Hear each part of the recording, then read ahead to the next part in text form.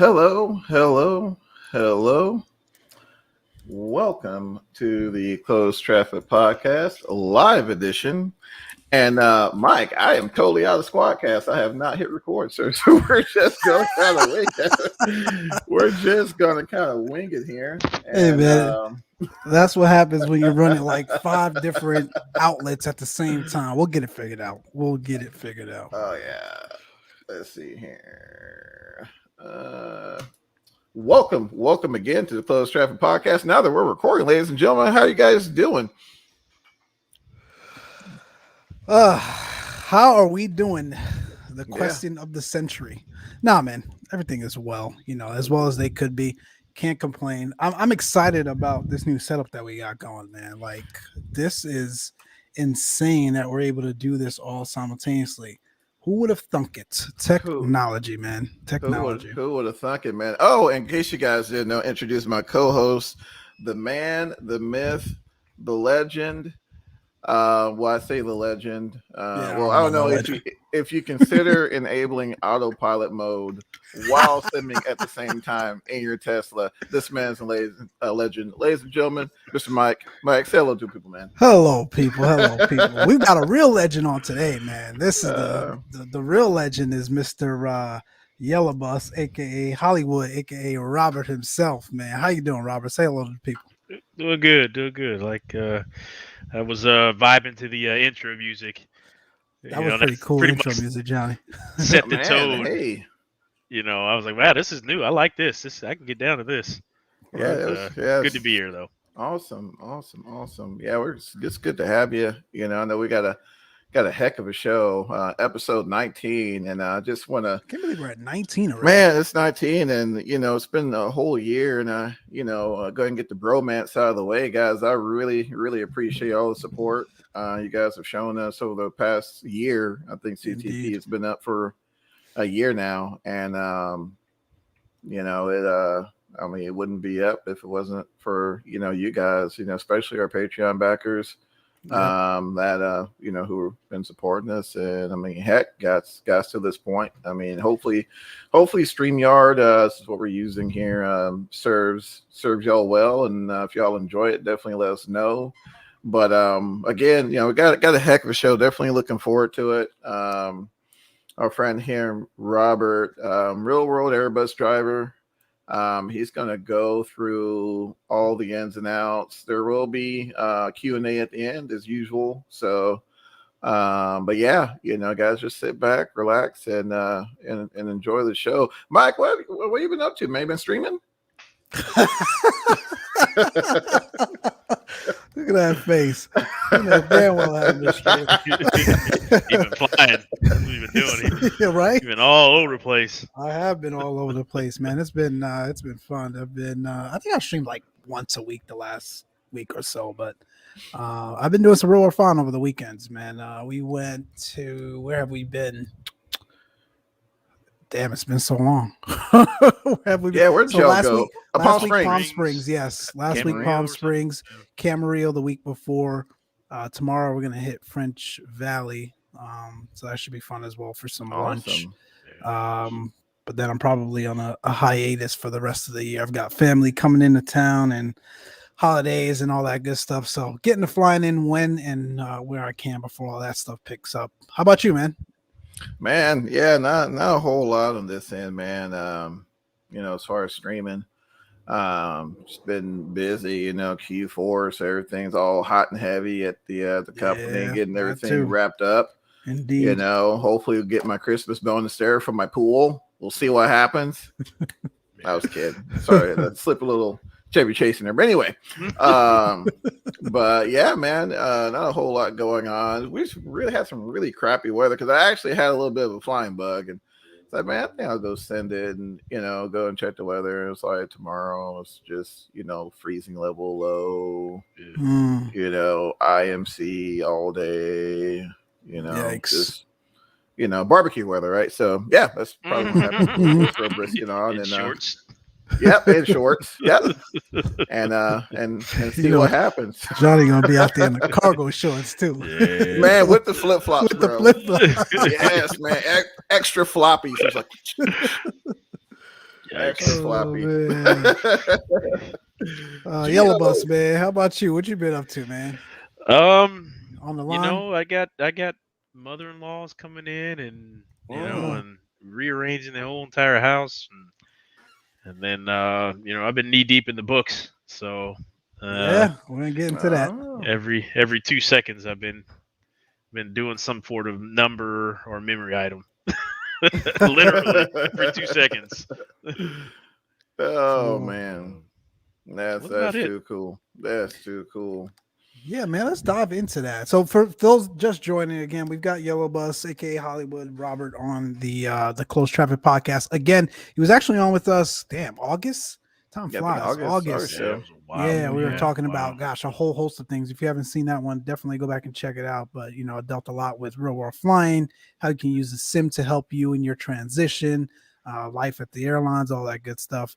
Now we've got kind of a different segment. I appreciate Yellow Bus reaching out to us to offer this opportunity. Congratulations, by the way, will be moving into the captain's chair for Spirit Airlines here in a couple of months. So I don't think that's something we get to see all too often or hear about in the community. So I think that's pretty exciting. And one of the biggest things that, he's able to share with us is what that transition looks like and all of the details in between. So take it away, Yellow Bus. I don't know where you want to start. You want to kind of tell us, obviously, how that came about firstly and grab my popcorn, the schedule and just all of the intricacies that's tied to that, man. Yeah. For starters, it's a psychological warfare. When you go from first officer to captain or right seat to left seat, I don't know a lot of foreign carriers, don't call captain and first officer, but when you're responsible for everything, and everybody's been in a plane before, and they've seen the smaller intricacies at some note or time, but when you go over to the left seat, it messes with your head a little bit. And what I mean by that is you now have not only the aircraft to take care of, but you have 228 crew members or 228 lives that you have responsible to get back. You have the best interest of the company. You have other items like passenger issue delays, baggage, right. You name it. And on top of that, once the plane departs, now you're in charge of other things like accommodations to get back and forth to the hotel. Now the company handles that, but I'm just saying, hey, getting back and forth to the airport, what time are we going to be there? What's it going to look like? Is it snowing? Is all other stuff? So, you're almost constantly working the first couple years of being a captain, and then over time it becomes repetitive. You get into a little more of yourself. But for the most part, it's fun. I was a captain before with my previous carrier on the E-175, and I remember that distinctively, just on the fact that it was a little bit different. So I came from the CRJ, flying the CRJ, and I went to the E-175, and I didn't have any flight hours in the 175. So I was becoming a captain in a brand new plane that I've never flown before. The saving grace is, you guys all seen the 175 on this. It's an easy airplane to fly. Sure, it's not. It's you can do the thing single pilot. And so the learning curve wasn't extreme. It wasn't like flying an ATR. It wasn't like going backwards. It was like, oh wow, this does this on its own. Okay, I'll just go sit in the back for a little bit. But that the course of learning, the course of studying, obviously, while I was flying the CRJ, I'm learning the 175 at the same time. So, as I'm hitting switches and stuff, I'm like, oh, okay, well that's a push button. Well, I don't even have to go up there anymore. It's like I would never intermix flows and procedures from the CRJ to the 175 because it was completely different. It wasn't the same at all. Period. This time around, I am a first officer becoming a captain. So while I'm working, I'm still managing to learn what the captain's flows and the procedures and the items are while I'm doing my first officer checks and procedures and whatnot. So that's Gotcha. that's a little bit of a different, tone. It's not impossible, I mean, guys have been doing it since the late '70s. It's not impossible. Um, but it is something that that could, uh, if you dwell on it too much, if you begin to wait, and you really need to hone in those skills, it could kind of bite you in the butt. Oh, for sure. Later on, when the time comes for you to take your test. So, um, but the whole captain transition and whatnot, um, coming from the right seat to the left seat is really a really simple, nonchalant process. Uh, Hopefully, now I'll prelude this. You should always have everybody else in mind before yourself. You know, a wrong example is I'm not gonna point any fingers, but you should never be the first person off the ship. Especially a cruise ship. I'm not gonna. That man's serving his time, so he sure is. Exactly. But that does come to mind as far as the level of responsibility. Granted, you have this level of responsibility as a first officer, sitting in the right seat. You have just amount of responsibility. But I guess the biggest change is that you're not signing for the release the aircraft. For the release. Yeah. So if first officer can just go home and be in the car, and the captain's still at the gate, still dealing with issues and paperwork. So, interesting. There's a lot of that does happen, but for the most part, it's a pretty easy process. Like I said earlier, you need to have everybody else's best interest in mind. Right. The same as the military service before self. And that does one of two things to you that makes you self-aware of the responsibilities you're about to get yourself into. But it'll also instills a higher level of confidence. Some of the things that you would do as a first officer, you would more likely never do as a captain. Sure. Maybe second guess yourself a little bit. Take the time to sit back and say, "Hey, I'm probably not comfortable with this, and I'm gonna enunciate myself such, so I'm gonna make sure everybody knows that I'm uncomfortable." And then that's part of the CRM later on down the road. But that is I think the first place to start as if you are becoming a captain, and some of the things that you want to start to think about prior to making the transition over to the left seat. And are you ready for that? Right. At the regionals, uh, we don't have a problem at the regionals. Regional pilots, I was there, I did it, I got through it. I think there is a difference between regional responsibility for and global airline perspective, meaning Mesa doesn't create their own paychecks. Sure. United gives them their own paycheck. Versus if you work for American, you're a little bit more influential in the loop as far as dollar production and on-time performance and bonuses and whatnot. So I think at the major level, you have that sense of, oh, I can actually make a difference. And at the regional level, you're like, we can go 20 minutes late. We still gonna get a paycheck. But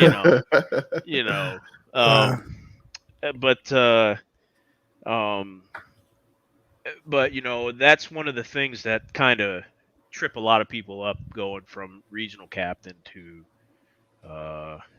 captain to major airline captain or a larger aircraft captain too as well. And I'm gonna make it clear, the Airbus sucks as far as learning everything. Oh my gosh! So much it really automation. it really does. Uh, and and to preface a lot of spirits training, I tend to knock on wood, but spirits training is reflective in their incident history. Mm.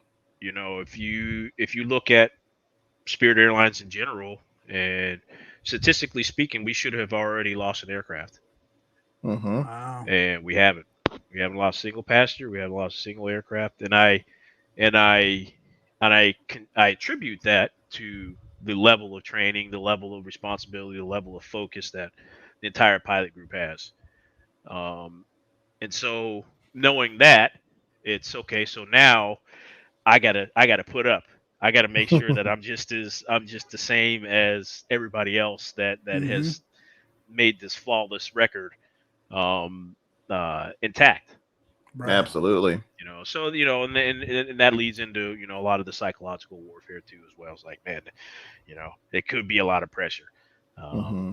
But those are a couple things to kind of really take home from responsibility aspect of a captain. Just to slide in real quick, Rob. Just bringing it back a little bit. I heard that you were mentioning. You mentioned quite a bit on time performance. What could you explain? What sort of incentives the company provides to the captain in regards to ensuring that the aircraft leaves the blocks on time? Zero. so so industry standard, you'll hear that a lot. It's what the entire aviation industry does. Mm-hmm.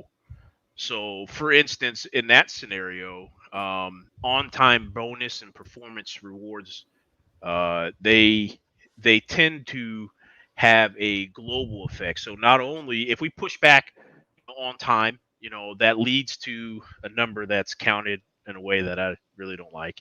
But Sure. anywho, that's the way it is. 99% on time performance. The company says, hey, we're going to give you $100 every quarter every time we have a 99% on time bonus or Mm-hmm. on time aircraft or on time flight. So that's flight attendants, gate agents, reps, depending on if they actually all work for the same company.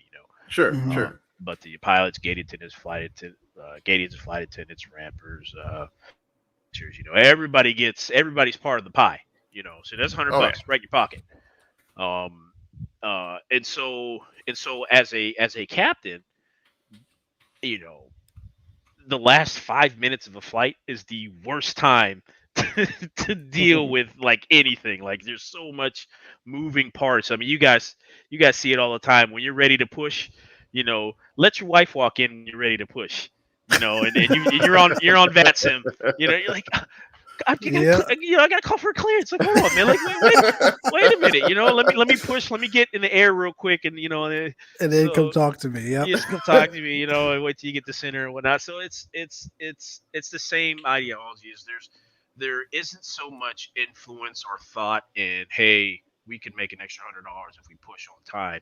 The Mm-hmm. thought comes from, hey, all right, do our passengers hate leaving late and getting on time and getting in late as well? Mm-hmm. So it's like, hey, let's hurry up, let's get some things going, let's get the ball rolling so we can get this flight out of here. Mm-hmm. Mhm. That way the people in the back are satisfied because they've got stuff to do. Mm-hmm. I mean, everybody been on a flight when it's like, wait a minute, you said I was supposed to be here at 2:30 and now it's like quarter after midnight. Like what happened? How did we get Yeah. here? Yeah. So that does come into play, but as far as compensation, zilch. How do you, It really doesn't come into play at all. It's more or less, hey, we need to make the airline look good. right? For sure. For How do sure. you balance that quest or desire to push back on time or even early, or even just to get the flight there earlier on time without compromising safety? You know, you talked so much just a while ago about that pilot in command role. Like, how do you juggle the dynamics between, hey, we want to make sure our passengers are happy and comfortable and they get there on time, with let's make sure we're checking all the boxes to ensure that this flight is going to be a safe flight and by the book? Yeah, that one word, and it's the easiest word, is ignorance. You have to realize that you're not in control. A lot of the moving gears, Yeah. like I've done it in the past. If the flight's late and there's no rampers, I'm chucking bags. Primarily is because it's day 4 and I want to go home, and and I'm in Tulsa. Like it's 9:30 at night and I'm in Tulsa. I got to get down to Houston, and I'm like, where's the ramper? Where's the ground crew? Where's the staffing? You'll be surprised how many drivers out there will not touch a bag, man. I've done it myself. Yeah, but I thought you're not supposed to. Isn't there like some union laws against that or whatever? I don't know. I know where I worked. I mean, heck, the bags are like right back there, basically. So, yeah. I mean, you can always just, and a lot of times these little small outstations, I mean, nobody cared, man. Heck, a lot of times the same person who was loading the bags was also checking everybody in. So where I worked, they were still closing the flight out. So there was no one throwing bags. I mean, if it's like, small trip, 8-9 bags, heck, you throwing them in there, right?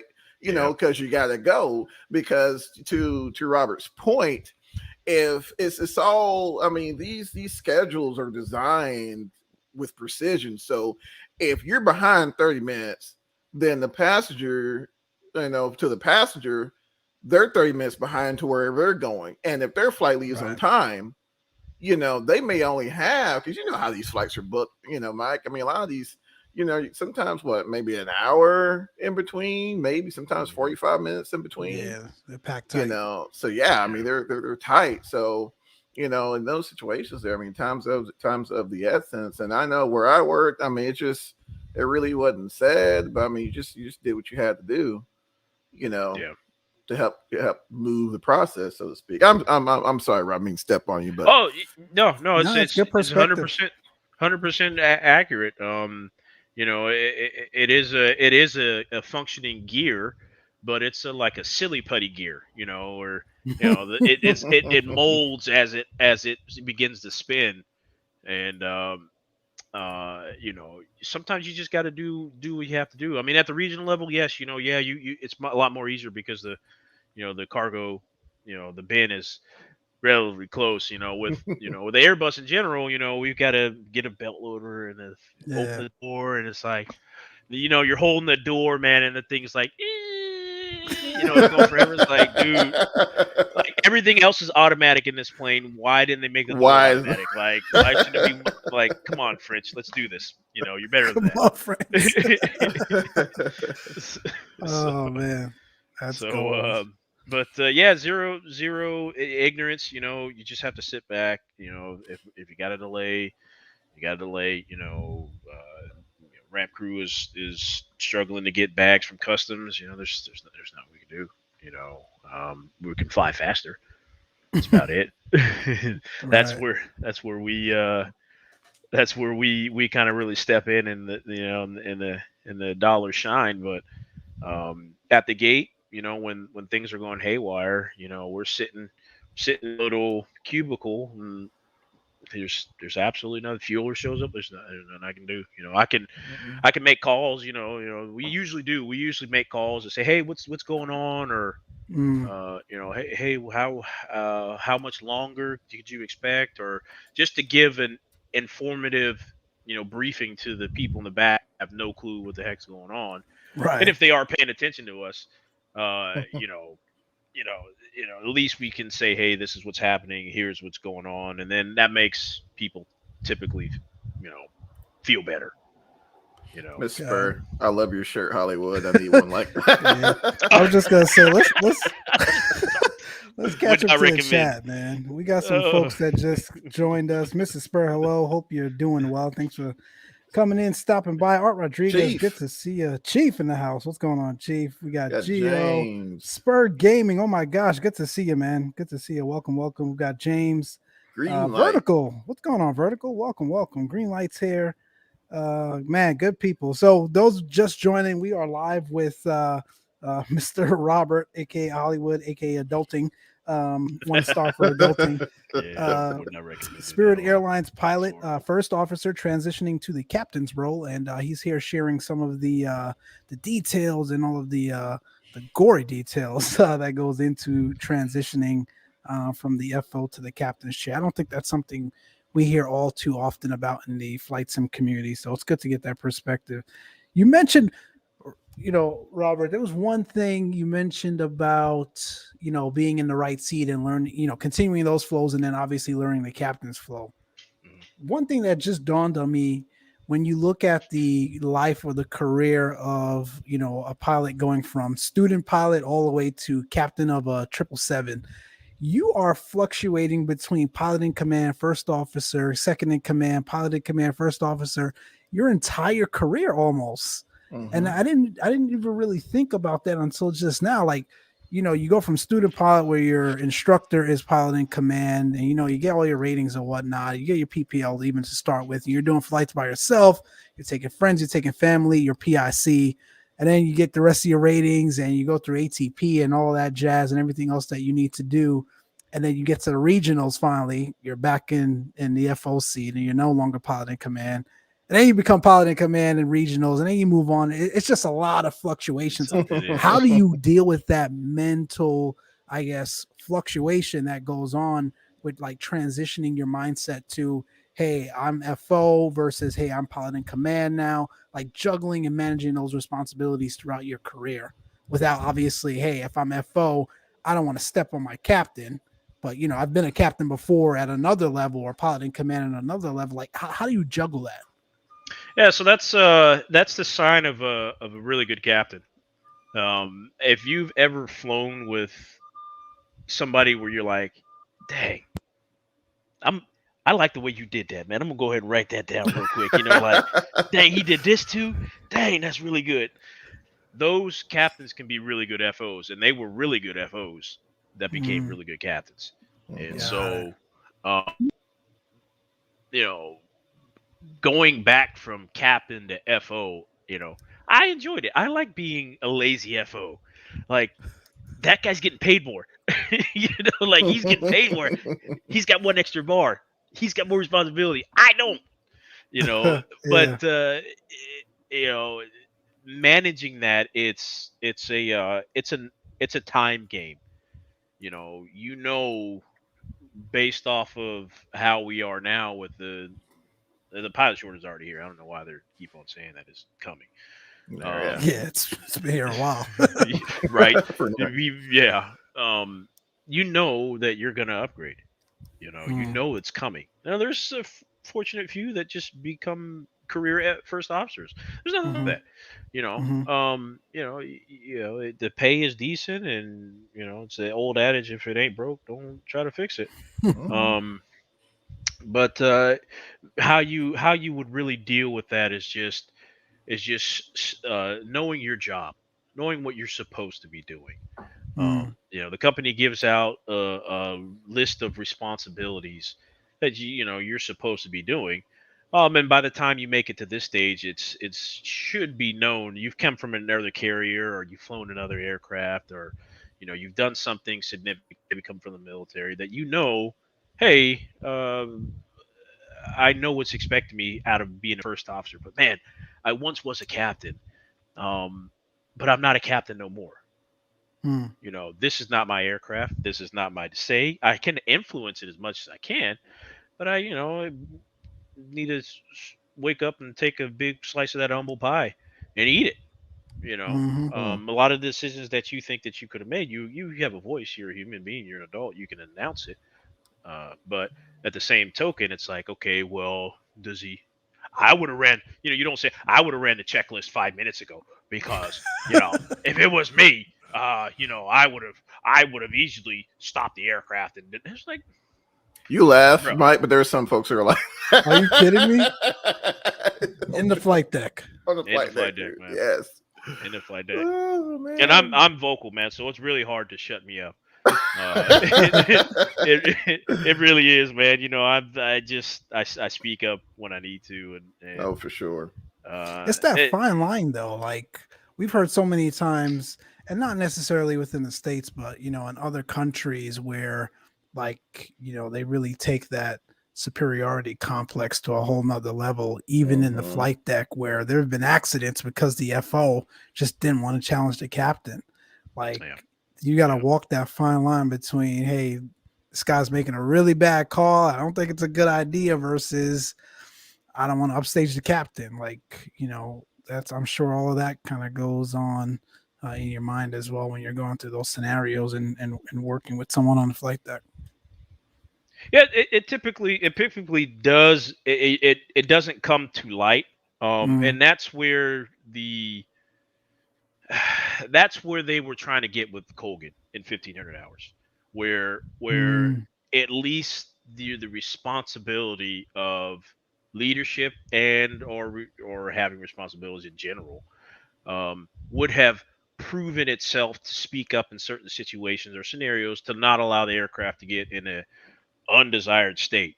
So that's what they were trying to do. But what we're seeing now is 1500 hours. I mean, hell, at 250 hours, ain't no jack cheese.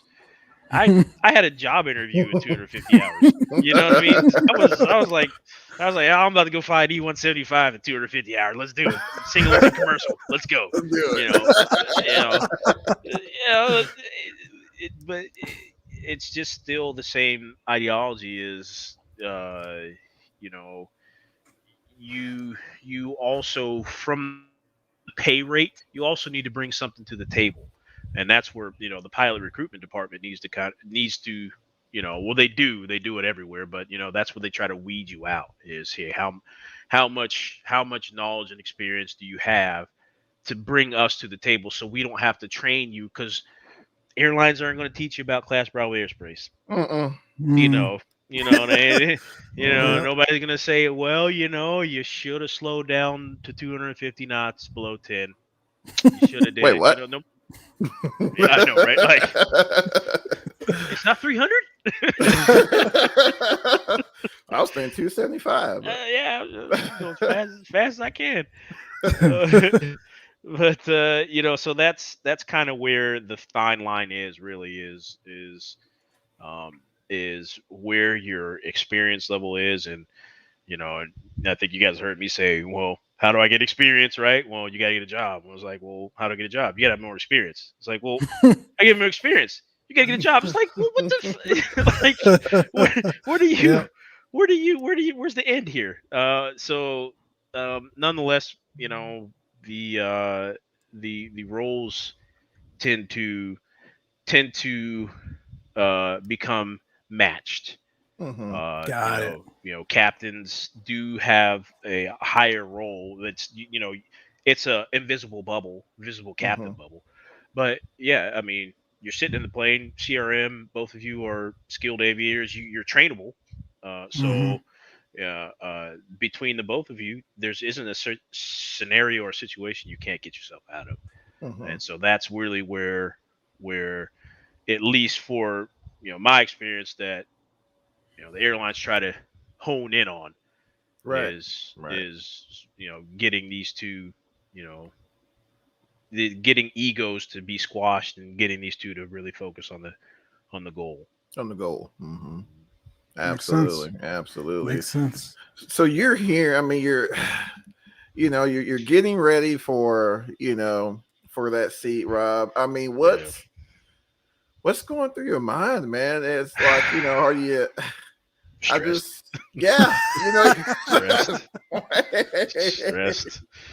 Stressed. I mean, I don't know if you can, that's my home over here. There's I saw it.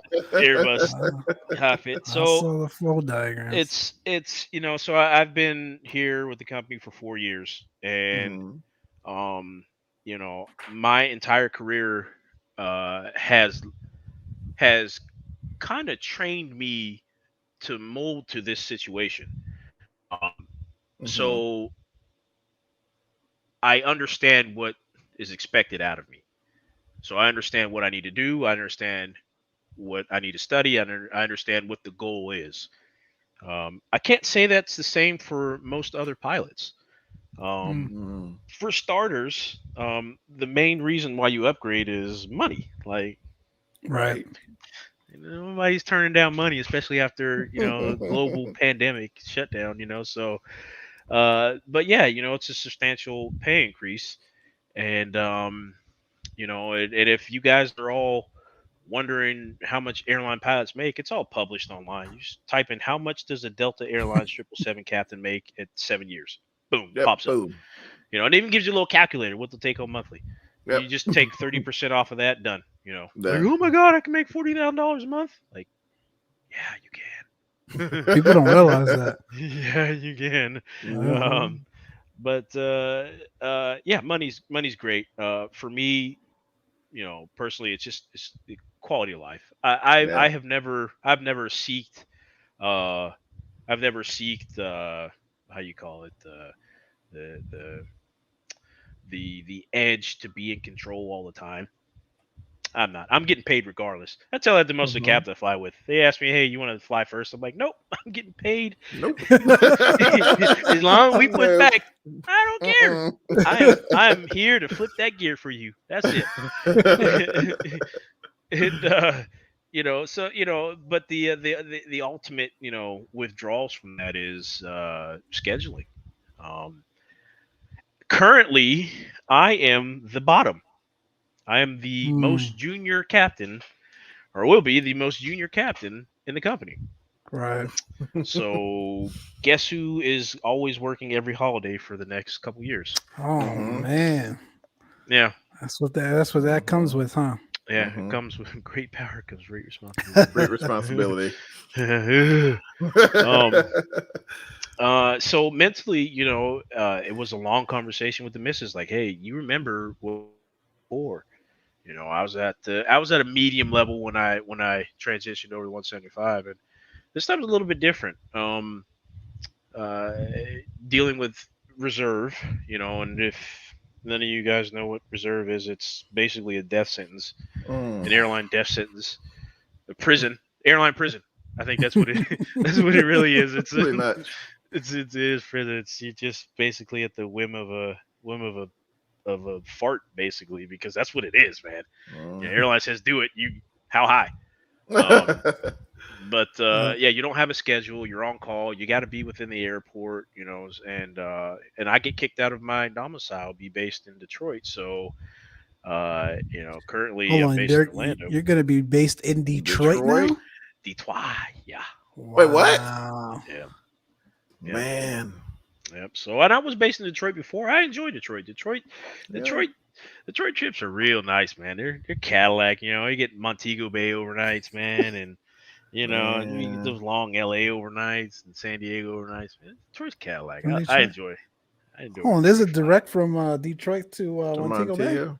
Oh yeah, Huh. Detroit. I think they're doing San Juan as well. I don't know where Very else neat. we're going out of Detroit, but yeah, they go. Detroit's all over the place. Yeah, I guess that I guess your perspective changes once you hit the big time, man. Because I know Detroit, them Detroit trips were rough. Yeah, That's why I had yeah, to. No offense to anybody on from Detroit, by the way. I'm sorry. yeah, It's yeah, Johnny's fault.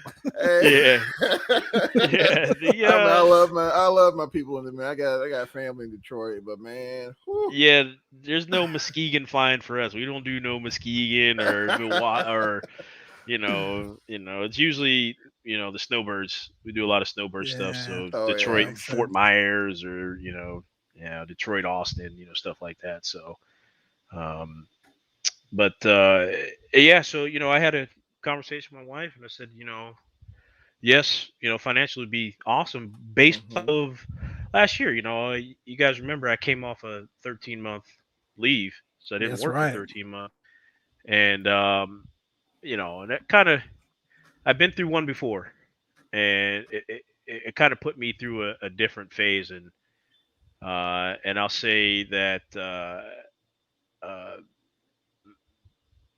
becoming a captain again, I wanted to, like I said, I wanted to be a fat, dumb, lazy FO, and I was happy with it. But at the same token, it's like, okay, well, what if this happens again? Right. I was good, I was stable, I prepared for times like this. But if it happens multiple times, that's scary. For. Yeah, scary. Yeah. And so, it's like, okay, well, better upgrade, right? So I'll be gone a little bit more. Additionally, with the downfall there too is not only scheduling, but uh, just just in general, as far as moving from commuting again. Right. A lot of people tend not to commute. They don't. A lot of people do not upgrade until they're able to hold their domicile that they're currently domicile, yeah. Got it. in. And I chose not to do that. I chose. You know what? I'm just gonna ride that bottom. Ride it till the wheels fall off. Yep. And a lot of the downturns is the what ifs. Like, oh man, what if we merge Delta? And this happened, right? This happened with Southwest. And I don't know if you guys know this, but when Southwest merged with AirTran, there was a lot of the AirTran captains that had to become FOs again. So it was they had to pull all the pilots together, and the unions. I don't think Alpha was AirTran. I don't remember, but anywho, the unions will get in a fight. Like, hey, where do we place seniority, right? And so if something like that happens, which we're in that season, we're in the season of airlines doing really bad versus very good. I mean, really good. Yep. They're still burning millions of dollars a day. So it's only inevitable for the next couple of years that we might see one or two, intermingle, and and so with if that comes into light, it's like, okay, well, where do I sit as far as at the bottom of the list? I don't have much to play with, and the growth for Spirit is exponential. It's true. We got planes coming in every month for the next several months. So wow, it's that translates to more pilots. But what if something like that happens? And that's a real scenario. It can happen, and I think it might happen. Not necessarily with us, but it could.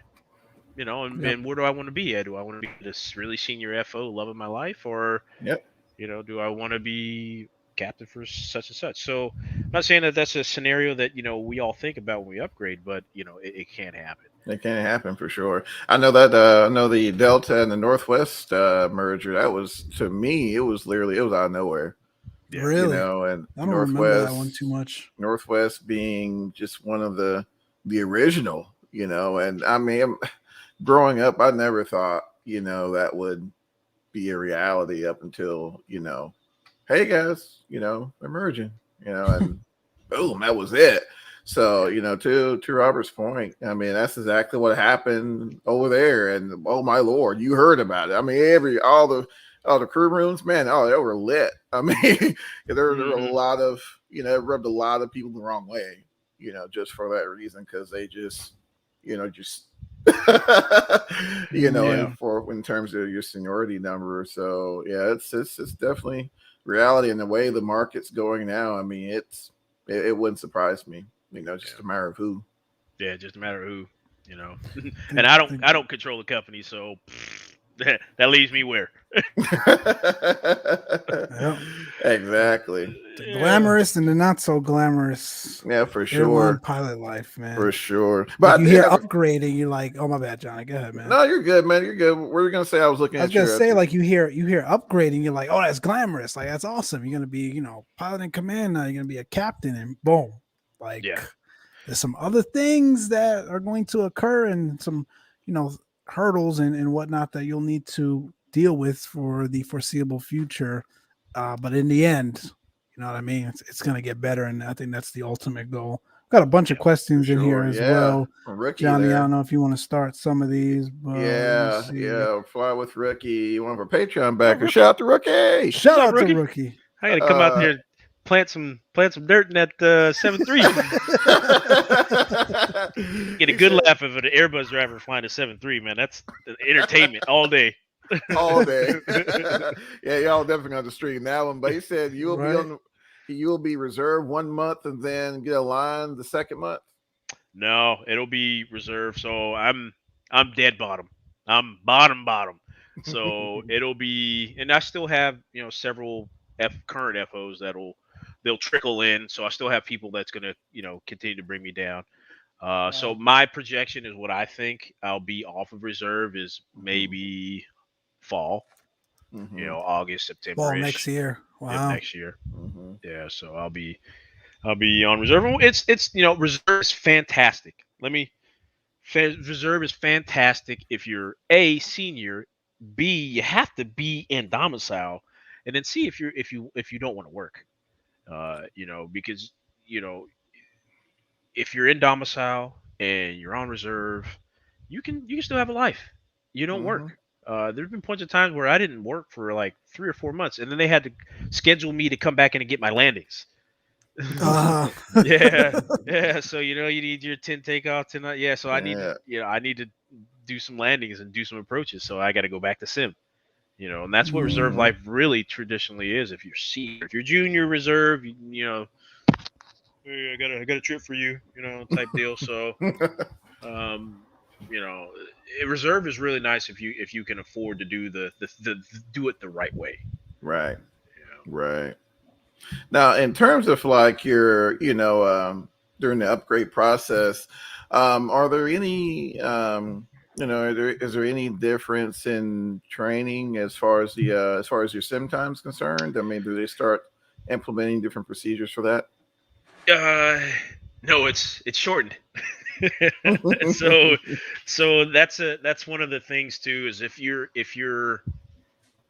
already typed in the aircraft, it's great. If you come from like Avianca and you're just like, oh man, I'm going to work for United on the Airbus, they love that. So you got Airbus time, so your training, you still have to go with the footprint, but your training, you don't have to do a certain amount of things later on. You already have time in the aircraft. And it's per seat. So if you've got PIC time in an Airbus, you can bypass a couple of other additional things. I didn't come with Airbus time. So I have to go through the whole kit and boodle we have. So our structure, I don't know if I can. Yeah, try it. Let's see if we could share screen. Yeah, should we share screen there? While Robert's doing that, welcome all. Thanks for those of you just joining. We've got Robert, aka Hollywood, on Spirit Airlines FO, soon to be captain, walking us through kind of what that experience looks like. We're also trying a new software this time around, so forgive us if there are any issues with echo or stutters or anything. But we are streaming to all of our outlets, Twitch, the YouTube channels for both Johnny and I, and we'll add the Facebook next time around. So appreciate you guys for being here. Yeah, we got it now. Okay. So here's just like a little curriculum. So I'll preface the captain upgrade. There is nothing that they teach you, and you always want to go into your captain upgrade with that mentality. Especially even at the airlines. Airlines are not going to teach you how a jet engine works. It just works. You're supposed to come with a level of knowledge, and especially at that time, which again, that maybe I'll talk about a little bit later. If somebody remind me about why you shouldn't upgrade, as far as at the regional level, and some of the things where I really need to do to prepare myself to get to upgrade mentally. Like there's a couple things that I did, but I start with this. They have an allotted amount of time, and basically it's only 2.5 weeks. Wow. Spirit's training is a little bit different than the other industries. The other industries training does have a little bit of a little bit more girth to it.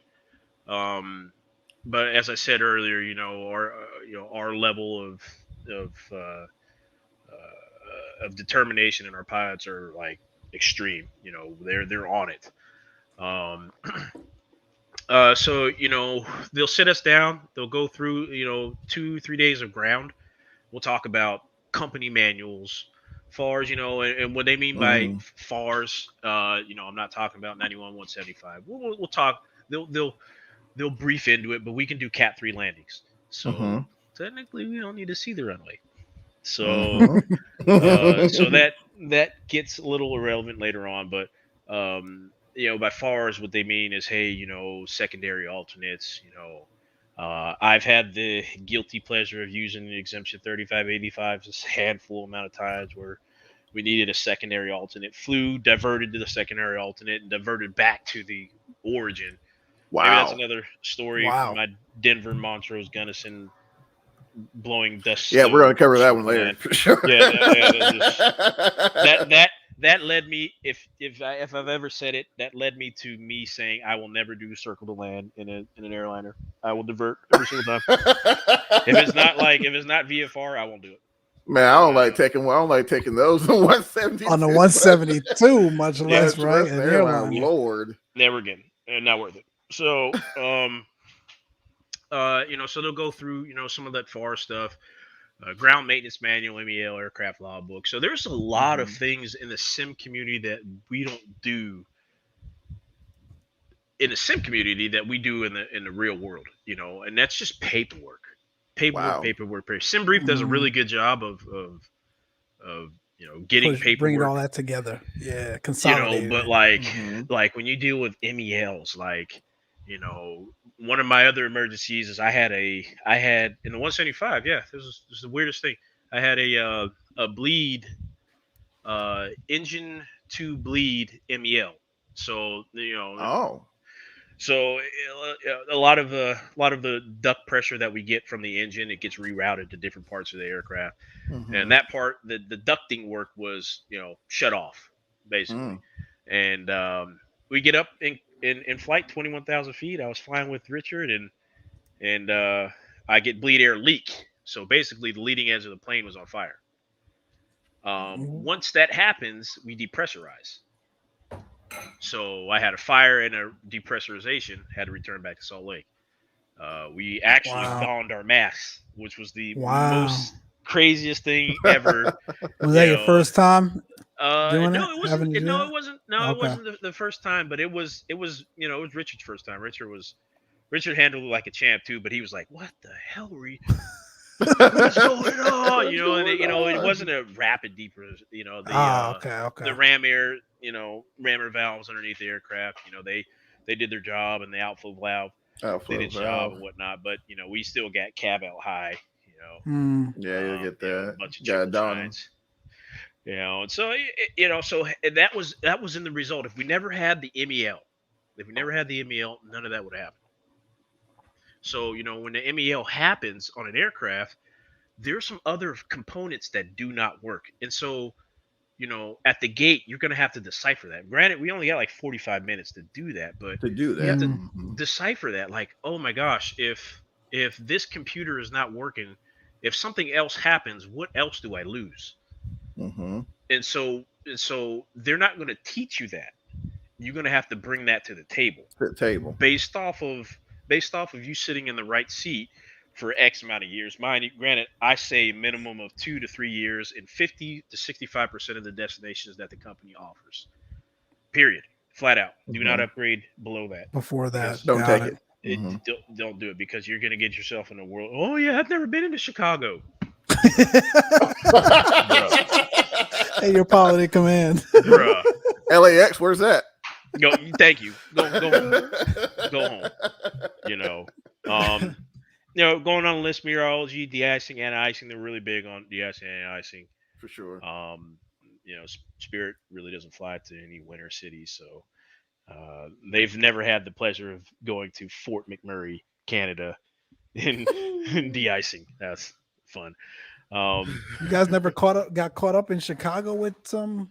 There is, yeah. We get the typical, upper de-icing, but not like the hardcore. Some severe hardcore. Gotcha. Yeah. That level, that really thick fluid that they put on there. Not this guy. calling it sick. Calling it So, sick. so do some emergency training, and so just those couple bullet points in the beginning. It's been not we a lot of it we don't spend 6 hours talking about, but we'll spend some time talking about a lot of things that come up on the line and some gotchas that happen to other crew members and whatnot, that kind of get Mm, the ball rolling. So those couple first bullet points, that's a severe amount of knowledge. that Think about is. it. That's a ton. A lot of airlines are currently looking for pilots with 4,000 hours of flight time. The Hmm. 4,000 hours, half of the stuff that's in these points you'll never do. Some guys have never diverted in their career. Oh, for sure. I I believe it. believe that. And so when you divert to an offline, I did a single engine turn. You used to do them for Great Lakes. We did single engine turns all the time, but I did a single engine turn in a jet. Hmm. And that's, as a crew member in general, you have a running engine with people moving around that Moving running around it. engine. Yep. And so I was very afraid to move my hand from the idle cutoff. Like I told him, I was like, yo, bro, I'm not moving. Like, and if we do move, your hand better be here because I'm not What is sucking up somebody. what's the purpose of that? Just to save time? No, what ends up happening is if you go to some of these stations, Outstations. so we diverted to Laramie, which I've been Laramie, Wyoming all the time with Great Lakes, but we diverted to Laramie, and they didn't have ground power, and they didn't have an air start. So Uh, we had an in-op APU, so we had to oh, well use then, a yeah, ground that's the only huffer. You don't have a right. choice. Yeah. You don't have a And choice. Yeah. so we can't shut down the engine to get it restarted, else we're SOL. So Yep. so that's like, and this is years of me going through this experience. Is had I never gone through that, you could figure it out. There's Hmm. manuals.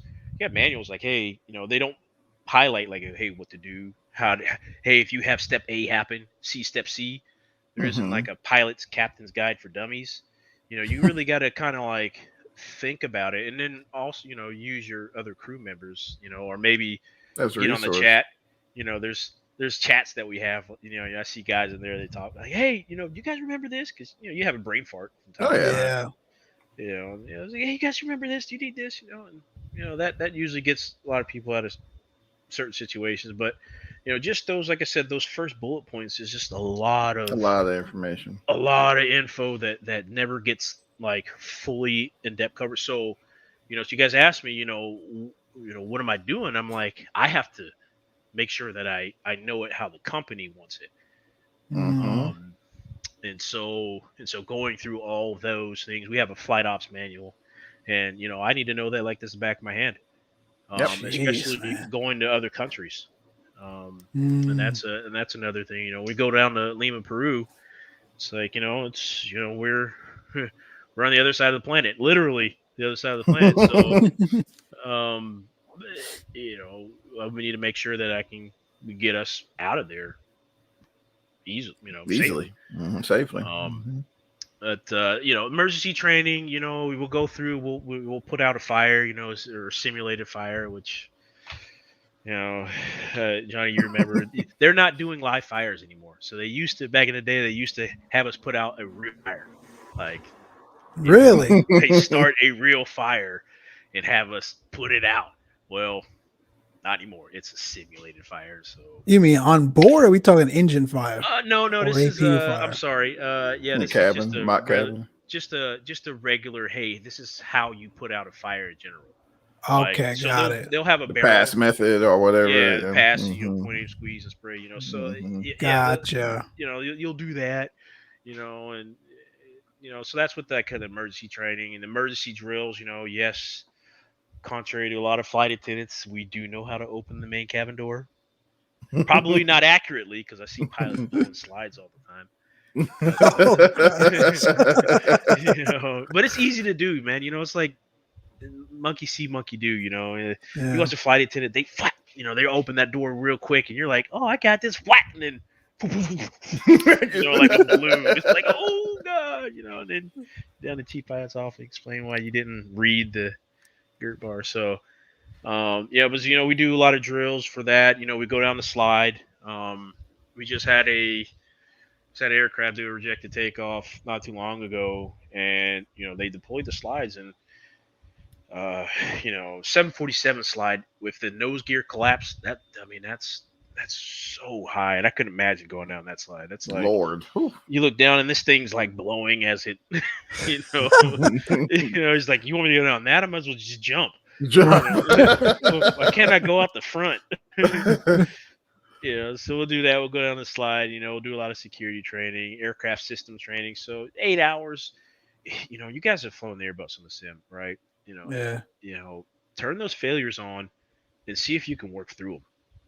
And it, I got and smacked with one last week. the way that it you all sure goes did. down, you know, it goes down, and you've seen, you know, V1 do his failures and whatnot, man, and it's just like, you know, it's just like it's a lot of information that happens really quickly. And you know, you're doing it yourself, you know, and in real life you got you'd have someone helping hand.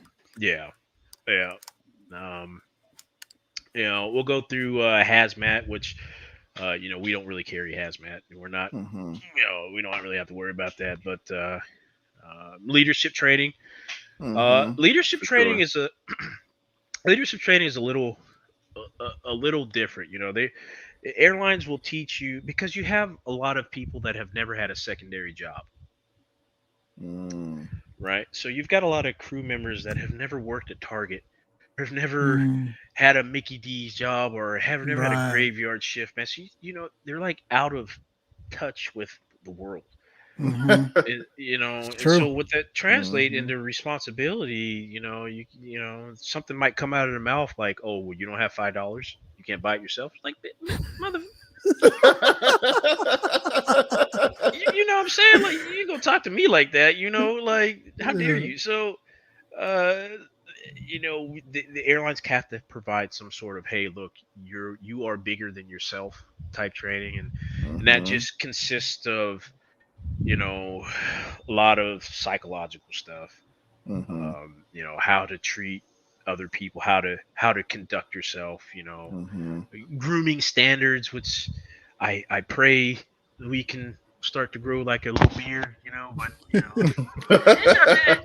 I heard some of them are allowing it. I've heard some of them. Yeah. So this would be a no go. Even these little chops, it's a no go. How do I get back? With the good eye. With the good that's why Johnny's still so clean shaven. Yeah, man, it's habit. Well, it's just a habit. That and 10 years in the army do it to you. Yeah, that too. Yeah. You know, and you know, that's where it comes from. So a lot of, if I can rewind, I'm sorry, I'm all over the place, but no. So it's how okay. you get selected as a captain, right? Back in the day, it used to be you would go in through this panel interview.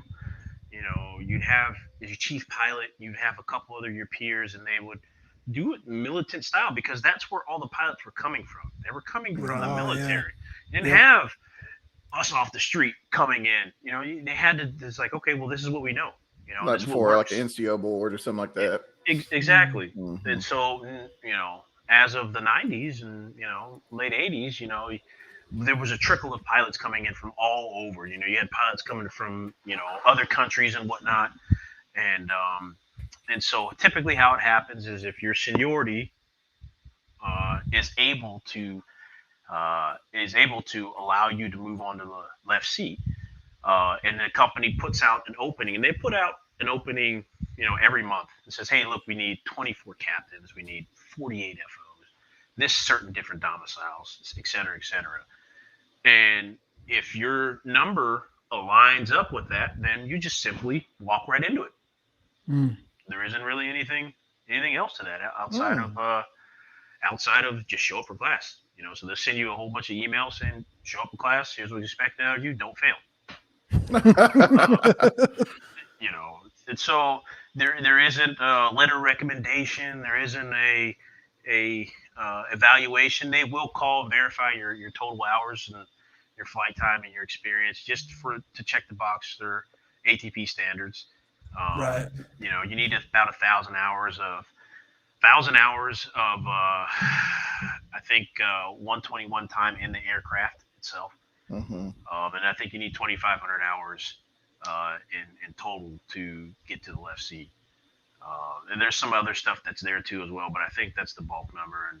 And somebody might quote me on that one. But for the most part, it's really seamless. You don't have to do anything but just show up. The the downer side to that is, obviously if you're not ready for it, and then the failure rate. So at Great Lakes, the failure rate for captains was like 5-1. Like for every 5 pilots that went through, one of them was failing. Wow. Seriously, wow. Yeah. I mean, Great Lakes was really tough. SkyWest wasn't that much. I mean, it'd say like 200-1. It wasn't really that bad. Spirit is really the same way, and across the board in general, you will never hear from another pilot, "Hey, I screwed up." Like, Google it, search every YouTube video. You'll never see a video saying, "Hey, I screwed up my captain upgrade training, I failed," or "I screwed That's up a good point. my airline interview and I failed." You might see 1 or 2 of those. Right. Or hey, I failed my recurrent training.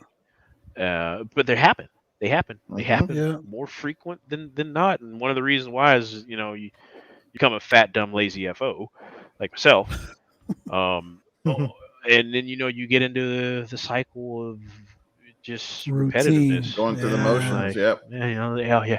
You'll do this. You won't even look at the button. You're just like, it's there. It's like being in VR. Just like, I know it's there. I know it's there. So and that becomes a ding. So they changed it a little bit now. 3 strikes, you're out. You got 3 strikes, and I'm talking about end of your career, right? So if you have 3 failures in any 121 environment, you're out of the 121 world. So it's not like it's not like airline specific. No, it's not. You can't be slick and be like, "Oh man, I screwed up for Frontier. Oh, I got this. That's happened. Sweet Delta you next week," and you chuck up a deuce at Delta. That's strike 2. And 3 failures, you mean recurrent training or just like anything? Anything. It used to be recurrent. It used to be that, but now it's any training event. Wow. So come correct. If or don't come at all. Well, it's a big deal, because if you're 21 and you have your first airline job, you've got 40 plus years of you not screwing up 3 times. Wow. So, by clock the doesn't second reset on that thing. Is your entire career. That's it. Oh man, is that an FAA reg or what? FAA reg. Gotcha. Because see what's happening. I'll tell y'all why that came about. Yeah. There was an incident. I'm not going to mention, get into specifics, but it was on the show Air Disasters, but and I think this has happened overseas as well, where you'll have a particular individual who either they had training issues or they just weren't trainable. Just barely met the cut, but they just constantly, had to get retrained. Well, they get into a situation, and then there's an incident, and then of course, first thing they do after that toxicology test, boom, they go back. Hey, go to the company, go through the training records, and there's like, this guy was in high school, had like a 2.0 GPA or something. Like there's so many black marks on there. Until it's like, wow, this guy shouldn't even been behind an airplane, been behind the seat of a school bus, much less an airplane. So, that's it happened. So that shortly thereafter, that's when, you start that the 121 rules start to become more of a, global thing rather than just airline specific, because this particular individual just jumped companies like, hey, let me just go up the street to, like Rob was saying. So yeah, it's, but you really drove it home though, Rob. I mean, 40 years and you only got 3 opportunities to not screw up. Yeah, and some guys are out there that have already on strike too, and it's like, Whew. so there's a lot of points of time where you're like, man, how come you're not leaving the regionals? Like, oh man, you Delta's hiring. Like, why are you still here at Republic? Like, what are you doing? Hmm. And it's like I said earlier, is you'll never see a video out there saying, hey, I screwed this up, and this is how I did it, and this is why. You won't see that. It's, one, Mm-mm. because we're all pilots. We're line goal oriented people.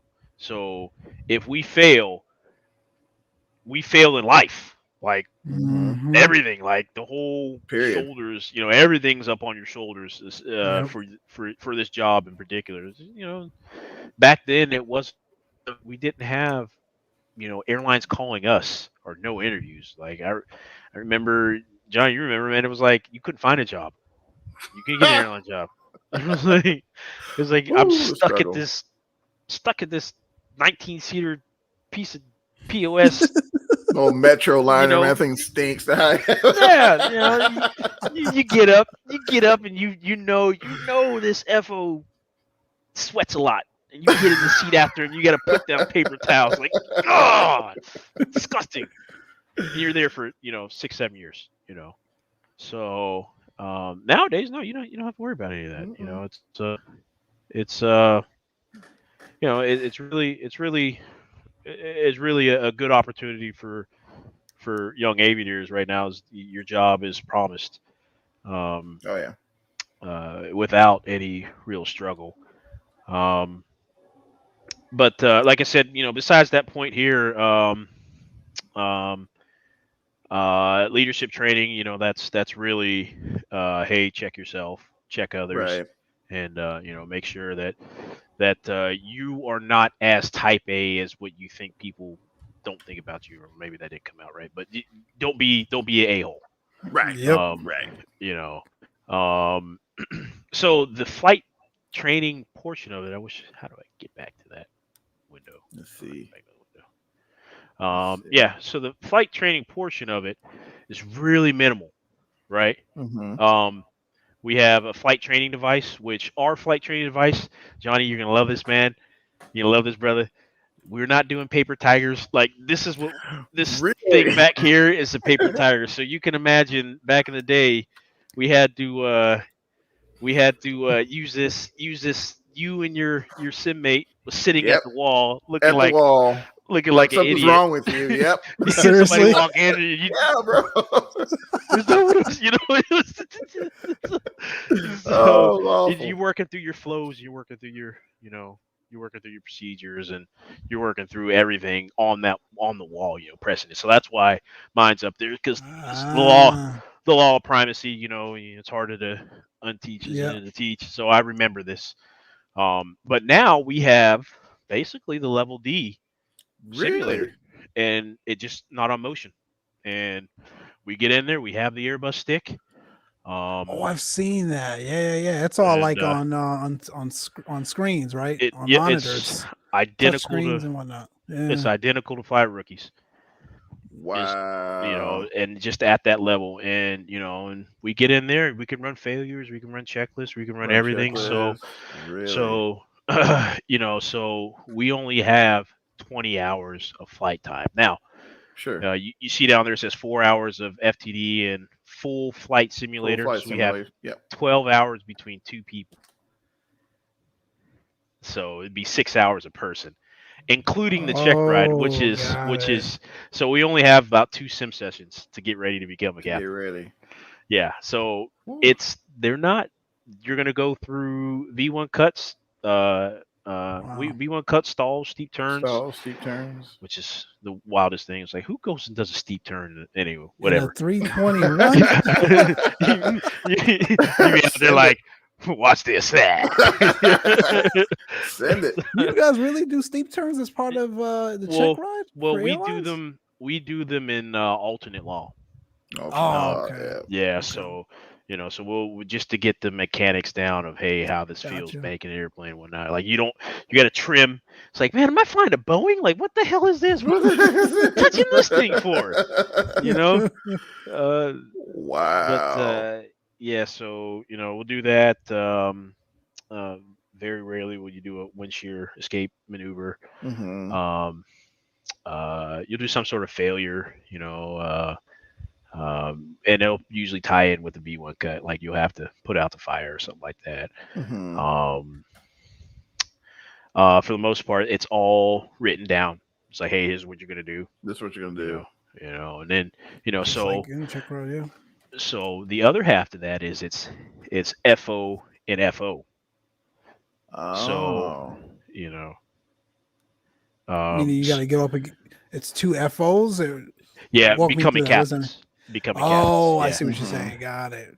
For Okay. regular recurrent, we're not AQP, which I'll go into it a little later. It's advanced qualification protocol, or it's basically a standardized recurrent training that the airlines can group together, Group captain and together. FO, and Mm-hmm. then they'll go out and they'll train together. Well, we're not. So Mm-hmm. when I go back to recurrent, it's FO and FO. So one of the reasons why captain upgrade becomes a little bit easier is because Mm-hmm. when you become a new hire at Spirit, you have to know the captain's flows and the FO's flows as a new hire. Mm. So a lot of people wash out because they're like, I got hired as an FO. Why am I knowing captain's flows? It's like, well, hey man, no But paycheck. hey, yeah. I'm gonna tell you. So yes, that stuff never leaves. So initially, yes, they always say, hey, we train captains, we don't train first officers, which is true. That's true. Yeah. I See like that. that. That's cool. Mm-hmm. And it's just when you get on the line, it's like you forget all that stuff. Like Yeah. you go over there and touch your buttons. It's Oh your buttons. yeah. Yeah. But I can appreciate that though. I mean, learning both aspects of the flight deck, left and right seat. I think that would be a real good, just you know process that I think a lot of air carriers should adopt if they're not adopting it already. yeah, Sure. yeah, you got a lot of pushback from the pilot community. They're like, I don't. You're gonna get paid for that? That's the first thing you're gonna say. We get paid for that? It's like it's not in my contract. Um, so that's a different dynamic too. Is you're with another FO becoming a captain, and you still have to remember your FO flows because when you're sitting seat support for this guy when his check ride, Mm-hmm. you don't want to be the dummy because Mhm. and this has happened to me. So I've watched failures happen. I've been in sim sessions where my sim partner failed, and it's horrible. It's the worst thing Mm. in the world, man. To get through all this training and then and you don't get your airline job. It's just like, like Yeah. it's Yeah, the but worst thing ever.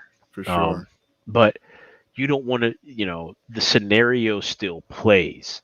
So, for instance, if he calls gear up and I don't put the gear up, and we, for some strange reason, exceed the speed Speed. limitation, Mhm.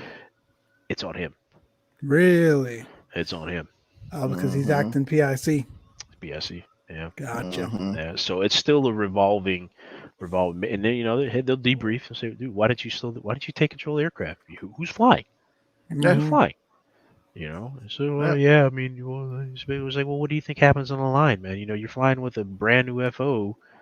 It freezes or something. They freeze. They're human. So Mhm. uh, that full flight sim, there is no room for error. 6 hours plus a Mm-hmm. check ride. We get 2 sim sessions That's it. for just to get used to things failing because on the line things don't fail as much as Mm-hmm. the company wants them to in training. But they're just loud noises all the time in the sim, and then the line oriented LOE flight, it's just a live flight. So we'll do Mm-hmm. I think it's Seattle to Portland, or they'll do LA to Vegas, or some small flight, and they'll have like a in-flight emergency.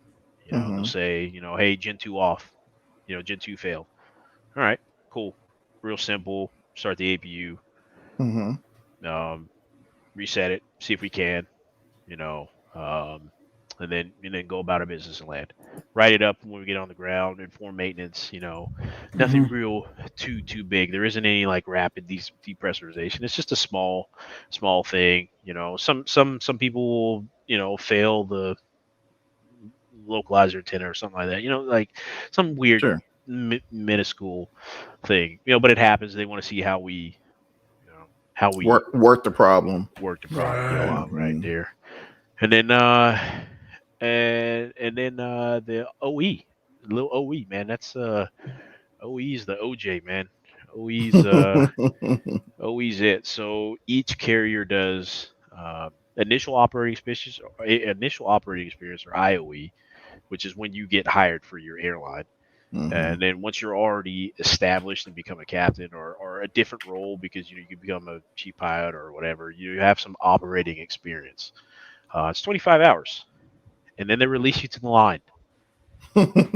Right, so 25 hours is basically 2 4 days. 2 4 days, if that, yeah, depending on how you're running. Yeah, we can do 1 4 day and then a local or out and back, or but one of those trips has to include a international destination, either Barranquilla or Bogota. Oh, yeah. So more than likely, I got to go down to Bogota since I haven't done it in a while. Oh wow. And so now Bogota's not bad. It's when it's hot in the summer, and Bogota doesn't like high heat. There's been a lot of the Airbus doesn't like turning high humidity, high altitude, in dirty configurations with winds. It doesn't like it. Next time you're in the sim, go down and fly the RNAV into Bogota. It's just so much you have to do. You slow down before the VOR, go down. You have to do the mental math. Like, man, where am I going to be at? Because 3-degree glide slope in an Airbus, they can do it all day. But when you get to like 3.3 or 3.5, or in some cases even 4, it's like, oh crap. How am I going to do this? How do I do this? Like physically, and if you don't, if you're at 180 knots, it's fine.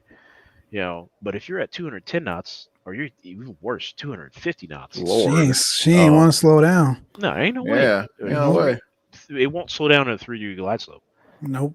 And it's just not happening. So, so you can only imagine, guys go in there and they never gone in there and they make that mistake thinking it's Chicago, and it's it's not too many places to go around. It's like and the go around procedure is a little complex as well. And Lord, Barranquilla, I think, is the same way.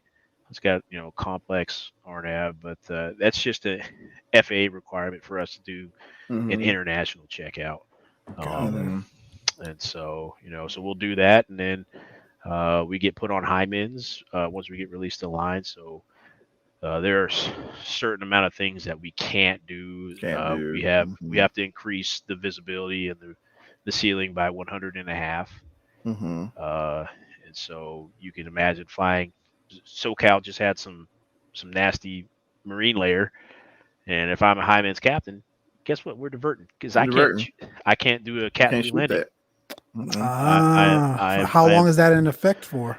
As soon as I get 100 hours. So I need 100 hours within 120 days of my upgrade. Got it. Yeah. So wow. That'll and it goes by really quick. You can get 100 hours in a month if you're and it's block time. That's not like it's block. Time. It's not okay. Yeah, got so it. You push back, and then so company tries to like no, it's scheduled time. It's like no, I actually didn't fly while you sat me here for 2 hours at the gate.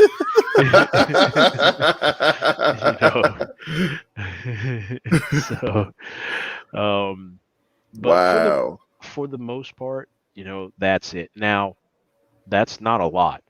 It is really for the preparation and the mental game. It's not a lot at all. It's really how am I going to make sure that I don't really botch this, and the systems and the whatnot, and you guys see me on the chat and I'm all there, So you'll never guess what I have here. Look And at I have that Wow. in and I'm physically practicing. So for instance, man, flight sim is I love flight sim. Um, uh, you know, we never had this opportunity, man. And I started in 2000, man. Like, Man, there was no office unheard lab. of. No labs, man. No labs. man, Nothing. and it's just like now it's like you got no excuse. No excuse. You should know. And so I'm using this to my advantage, Absolutely. because I have 2 sim sessions to get used to flying the Airbus stick left-handed. That's the other thing. Mm-hmm. You're going from right to left, man. And it's not bad. Mm-hmm. It's really not bad. It's your sight pictures off, but Site picture's different. and I've done it every time that I go back into the sim. Mm. We have to sit in the left seat, but we don't ever actually get the opportunity to fly. So we do the automation. We'll do a Cat 3 and Mm-hmm. some sort of miss, but there There's no isn't. stick Hey, time. yeah, there isn't like yeah. So for me to rely on just 2 days of beating the hell out of me when things are exploding basically, Mm-hmm. I'd rather sit here and do this and get myself mentally ready with Customers, the Mentally yeah. ready. Absolutely. the nuances of flying from left seat. So so yeah, I've been ambidextrous, if you will. Yeah. Um, but I mean, and you'll see more and more captains do this. So I think B1 made this stream the other day. He was like, "I got to stop flying with this because I gotta," and it's true. It's true. It's really true that you will transition a lot of your bad habits from the sim to the real airplane So if you don't been trying to tell treat it the right way. folks. Man, I'm You telling know, you. it's Mike, he called it. yeah, yeah. It's it really is, and it's so funny how that we've never had to experience that. Um, and I remember when I was in the sim and we were just goofing around one day, and I remember it was a CRJ, and I think we were coming to Orange County. We were coming to some SoCal. It was leaving Long Beach, I think it was, and we were really high, and we're just goofing around, right? And I started to side slip the aircraft.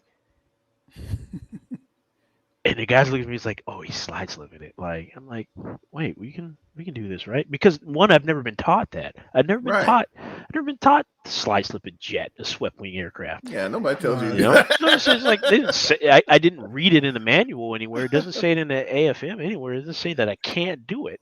Right. And then he was, and this sim instructor was like, uh, sim instructor was like, "Hey, you can't side slip a swept wing aircraft, right?"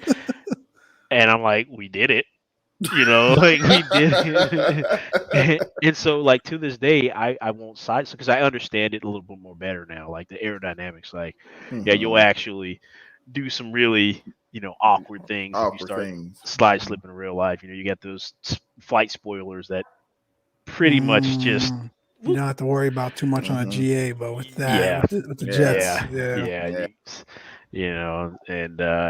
and so yeah, so that's one of those things. It's like I was doing it in the sim, so that's where it came from. That's where it came from, and I caught, and that's the only way I caught myself is I did it. So yeah, so I treat the sim here at home as if I'm in Like the you're out real there in the airplane. real The thing. rear airplane. Yeah, Mhm. so if I'm Practice out how you play, man. flying That's with somebody on the sim, what am I doing? I'm doing checklists and stuff like that. And the sim is just this is a blessing. Oh Like yeah. it's just like holy cow. I don't think that Microsoft knows back in the day how many pilots they actually put in the seat. They put in the seat. Oh Yeah, man. I don't think Heck I yeah. don't think they know. Heck yeah. I don't think they have any idea, man. Yeah, they really don't. They don't know. You know. So, Yeah. but Wow. I mean and I mean that's a powerful statement. I mean just how I mean I just don't think they really sat back and thought like how many folks they've actually inspired who's flying now, line drivers and all, just by, loading up a computer simulation. But I will say this. I mean, the level of detail that we have in these aircraft now, it's insane. remarkable. Insane. Freaking insane.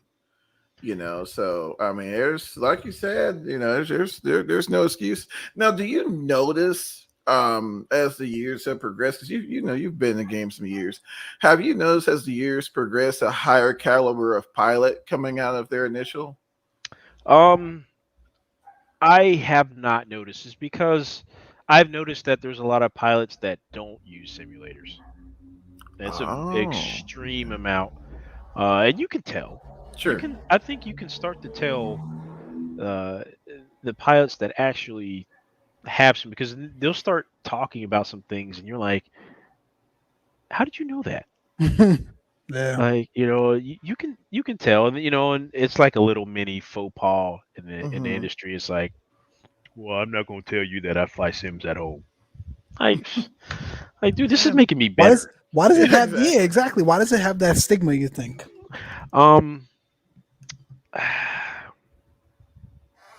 I think it's because it's considered a game. There we go. The whole game versus sim conversation. Yep. Got it. I think it's a literacy of just people not seeing how far advanced sims are now. Back in the day, possibly, yeah. I can see that, Yeah, it was slightly gameish, but nowadays, I fly with more guys that are on flight sims that are just like, this is cool. This is where we're at, and it's comforting to me to know that on your day off, this guy's on the sim, working failures, working faults, learning the books, learning the manuals, learning how, when, and where to puzzle things together. My wife hates it. She hates it to death. When she gets this new car here in a little bit, she ain't gonna be saying nothing. Heck no. So, but and I appreciate the real pilots that sim. It's not just a love for the aviation. It's not just it's just you're sharpening your tool. Your tool. You're staying embedded in the industry, and it gives me a little more comfort because, like I said earlier, it's if can I put my family in the back of your aircraft? You'll hear that countless number of times throughout the entire course of your career, and it's true. It's true. It's how does this person conduct himself in the cockpit and outside of the cockpit? Every flight could be the same, but it's like, man, if you've seen some of these guys that fly around, it's like, what are you doing, man? What are you doing?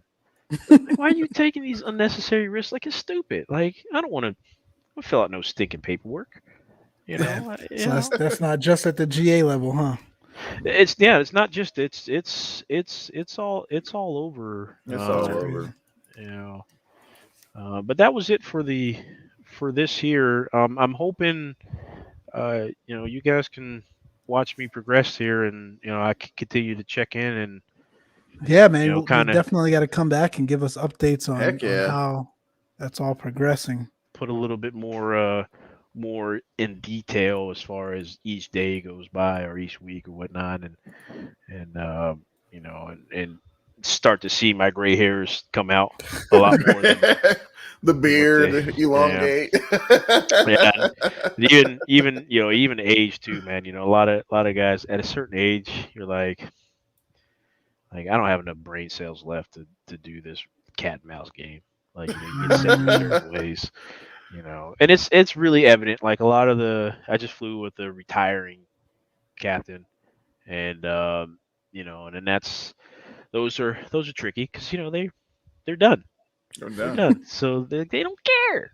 Like FO's in charge, and so and they get in their certain ways, and you can see, like, hey, you actually really got to pay attention to this guy because he'll have you 7 ways of Sunday in paperwork. going. You'll be in different filling it out, directions. not him. Yeah, You'll exactly. be filling it out. Yeah, he's like, it's like I already got my max out of my 401k, so I'm out. They can fire me Man, tomorrow. deuces. Oh, man. So Yeah. but yeah, that's a minor bit of the process. Currently, what I'm going through is, the oral in itself. What I tend to do is I have a meticulous routine. I wake up, start with limitations. And so we got about 65 limitations we got to memorize and spit out. Mhm. For Spirit in general, the oral section is very difficult. Sure. It's hey, you gotta know. They point to a button here. Hey, what's it do? How's it function? Where else does it connect to? Mhm. You need to know your stuff. You know it. And so they say memory items, limitation flows, profiles, fault lights, um, and 65 limitations is what we're required to memorize. But there's a Wow. couple. There's over like 190 limitations that are just like there's written form limitations too. But Wow. um, Insane. they can ask. They don't ask windshield wiper speed. It's not a requirement for 230 knots. Okay, you asked it to me. I proved to you that your brain is not as big as mine. So you know where it gets really convoluted is not just that, but we have TCAS RA, like our memory items for there, what we're supposed to be doing, Mhm. and how to perform to that. But it's just the board here. So what I'll do is I'll go through every day. I'll go through the limitations when I wake up, and I'll go through Mhm. memory items because I know them. I should know them. Being an FO, that's my job. Mhm. They're paying me good money to do this, so I'm gonna do Mhm. it. And then throughout the course of the day before I go to sleep, I'll focus on fault lights. If you've ever noticed, when you power up an airplane, you see the Gen fault light. Mhm. Like why is that there? They'll ask you like, why is that Right. there? And so you're required to kind of know that stuff. Wow. Wow. The procedures are aligning the ADIRs. Yeah, you'll turn on the ADIRs, but what if it starts flashing? Like, you turn it off and on, you wait for the on bat to come on. But what else is there? A lot of people don't know that the ADIRs will have a battery. It has a battery and it plays an audible tone once the Tone. battery's engaged. Along with that, Oh. you can't get back certain features of the ADIRs. So what does the ADIRs provide? And then what does the IR person provide? But what does the ADR person provide? It's completely separate. Oh. Some of your Gotcha. 319s, I think what's the call it models this X-Plane Tolus. Tolus. Their 319 is an older ADRU, meaning if you disconnect or turn off the IR portion, you're going to lose the ADR portion. Versus Really? the one that you're flying now, you can press the ADR button and the IR will still be there. Got it. Right. So Huh. there's Wow. there's there's certain nuances like that. Like you kind of have to know, You have to know. if the align light is flashing or something like that. Can I get back my IR source? Or if it's flat tone, it's dead. You Mhm. lost your positional. You're just GPS only. You know, and Mhm. s- and so so that's some of the things that like you're going through. So I'll go through a panel. I'll start at the top, and I'll start with my and how they typically word this is they'll go with your preliminary cockpit flow. So if you follow your checklist while you're at the gate, they'll start and say, "Hey, walk me through your captain's preliminary flow," or and you'll go through and you say, "Okay, well, Wow. what are we testing here on the DFDR and the CVR? Is Mhm. it 120 minutes or is it 60 minutes?" When does it come on? Does it come on after first engine start, or how long does it stay on after, which is 5 minutes after engine Mhm. shutdown? And why is that blue light there? Do we have to have blue light on? Well, no, you don't have to have the blue light on. It's required for us to press the button, but the CVR is going to come on after first engine start anyways.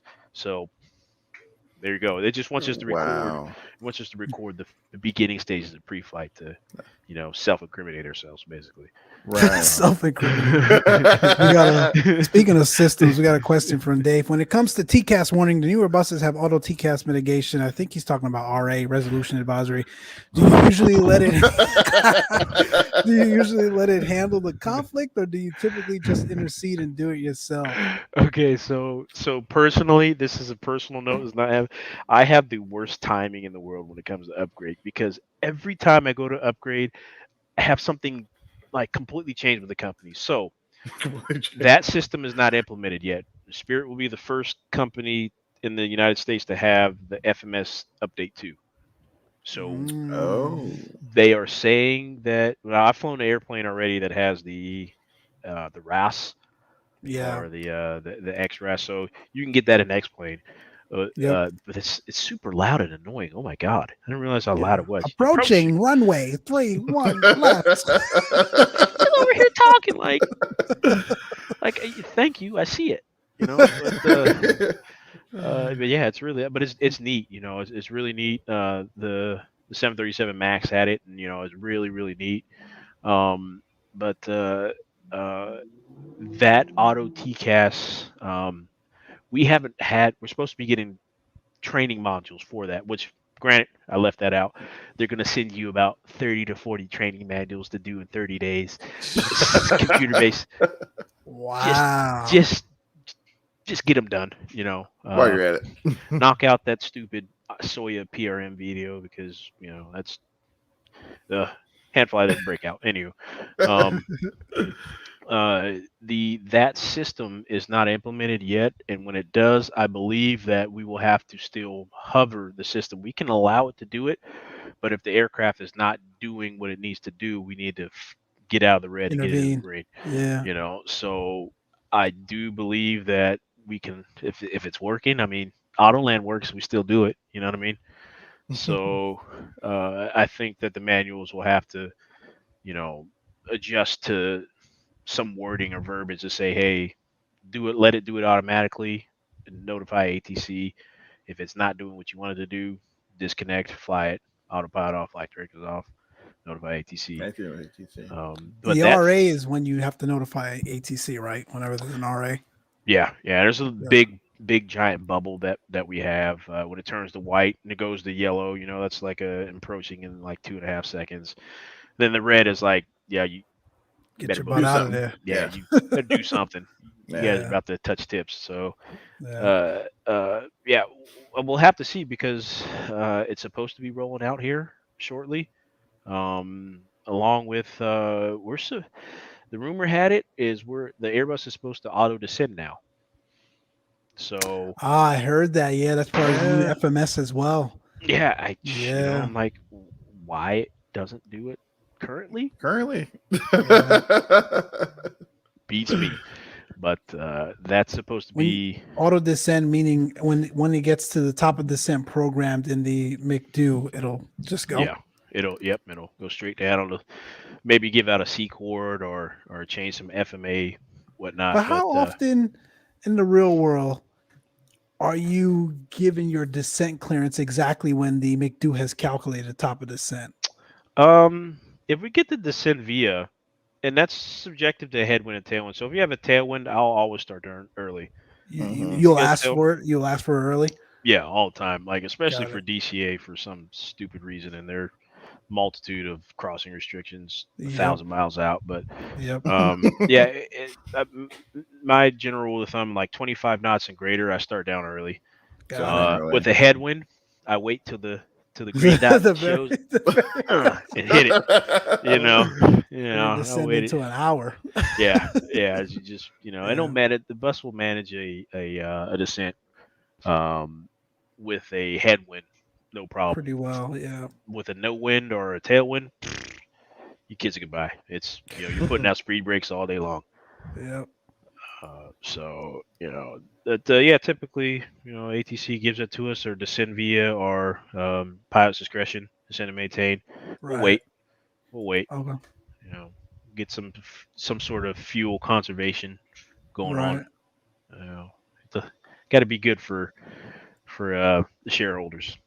Good for the people that sign your checks. I get it. Yep. I get it.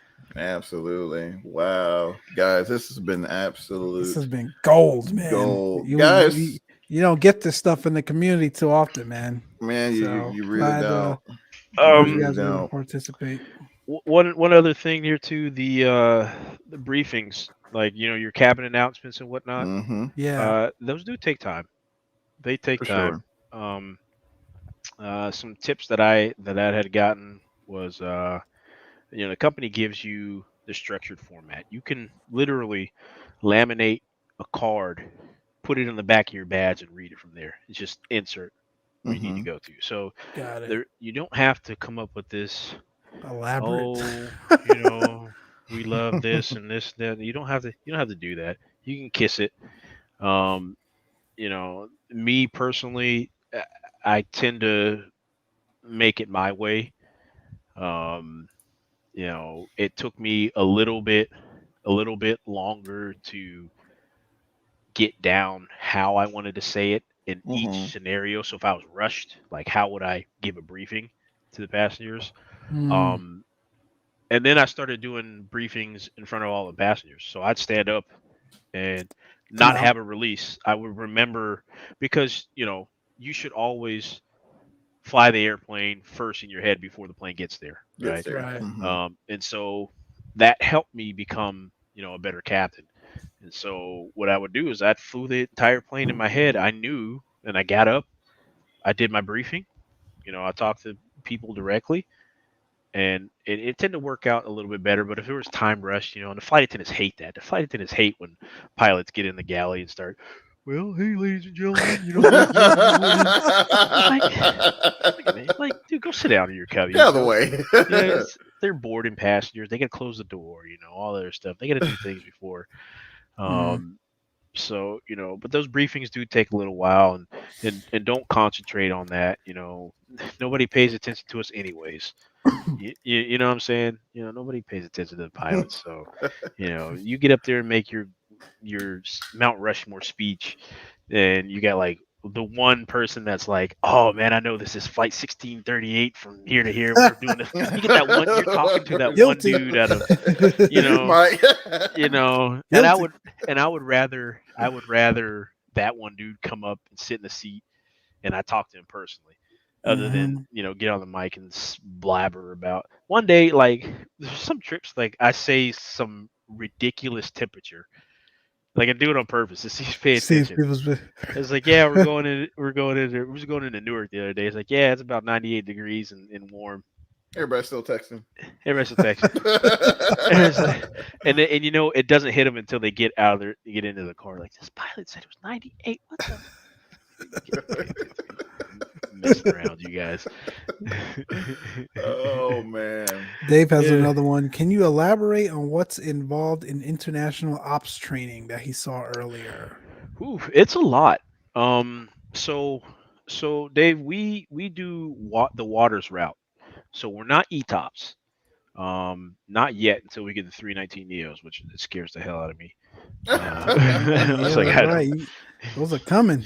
Oh gosh, I don't want to do it. But anywho, so those routes require diversionary alternate airports, and we have to use the high frequency radio. So you look on your radio panel, and then at the bottom there it says HF. We use that to talk on our cell call. We do not have CPLDC yet, so we can't text to, it's coming supposedly this month. Oh, cool. But Labs got it. I'm sorry. Yeah, I use it. I use it. And you'll be ahead of the curve then. The wildest part is in our Neos. They're there. The screens are there, and exactly how Labs has it laid out. I went in there. I typed in KUSA or whatever who's in there, and we didn't get a response because nobody was on. It's not activated. Yeah. But it's funny how Labs has it like modeled, and I'm like, who's online? Man. Those guys. Oh, here goes Mike. Man, you guys know, man. They're freaking phenomenal, man. Yeah. It's phenomenal, and they're fortunate to have a couple of guys out in Europe that has all of the bells and whistles, imaginable in the real Airbuses out there right now that just now coming to the States to Yeah. be able to program and simulate that for Yeah. us simmers to take advantage of. Well, It's awesome. well worth its price in gold. If you're going to go get your Airbus type rating, I wouldn't even Look at anything else. nope. Pull up that, start doing your failures, start doing your flows, Yep. convert whatever your pounds, kilograms, do that. But it's helping me out tremendously. Um, Awesome. outside of the international stuff, we have drift down. So we have drift down diversionary airports when we go to Colombia. Those huge mountains that are out there in Bogota. Oh yeah, Bogota. For pressurization, there's sometimes where we can't get below 21,000 feet, and if we depressurize, yeah, You got to figure something out. you guys only got about 15 minutes of oxygen. Well, we got about 30 to 45 minutes. So, if that happens, like, hey, where are we going to go? And so a lot of the training in the international ops has to deal with that. For sure. Ferry permits, what to see on the release as far as fuel hacks. When we go over the water, where are we going to turn? When we get over the top of Bermuda, it's like there's nobody out there, and what if we do have a problem? What if we have an engine failure? What if we have a medical emergency? Where are we going to go? Um, uh, uh, that's for the most part. There's a couple other things that I'm forgetting off the top of my head, but the international operations are just like a plethora of items that we take for granted here in the United States. You know, holding. For instance, we're not allowed to. There's certain airports like Cancun. We can do. Um, uh, we can dispatch the airports with alternates. A secondary alternate. It has to be VFR. We go down to Armenia, or we go down to um, Medellin. And Medellin is very terrain high. Oh yeah. We have to have a suitable alternate to go to, and a type of gas. Um, um, and what to do and how to call for maintenance. Now, every single flight, there's a maintenance mechanic that comes up, checks the books, checks in with us. Make sure the plane's all good, adds oil if he needs to, and that's a la carte from Spirit. But that's awesome. Yeah, and it's very comforting because if you get in a little bit of a bind, you just call them over. They know more than we do. So, yeah, it's really a lot of work. And then later on, if we get on the stream when we get in the international ops, I'll go in a little more detail as far as what's considered international. Surprisingly, Cancun isn't considered international. Fun fact. Yeah, but there's a considerable lot of things to consider as far as international, and those are some of the things that happens during the training. Interesting. Mr. Dave has another question. Keep them coming, Dave. Why exactly? Yeah. Why did it say that non-U.S. pilots are allowed in the FFS in the flight sim? Yeah, it was. They've got to pass the TSA clearance. Yeah, there was a note about that. That's just generic, though, right? Yeah, it's they have a list of items that we need to bring passport, and we do hire international candidates. So we have a plethora. Spirit is a melting pot, like physically. Like we've got people from Ukraine, we got people from Norway. I just flew my captain from Norway. Wow. Guys just flew yesterday from Norway. We have people that are here, and the rumor is that we're supposed to be allowing more. I guess maybe Spirit's going to do some things with the visa. So there might be doing some type of initio program where they're taking people that are granted in with a visa and allowed to fly. And that's the new way to get pilots, unfortunately. Gotcha. Fortunately, not unfortunately, but fortunately, that's the way that we're getting. Something with Australia. Australia has a longer visa, requirement. So I believe it's like a year and a half or 2 years.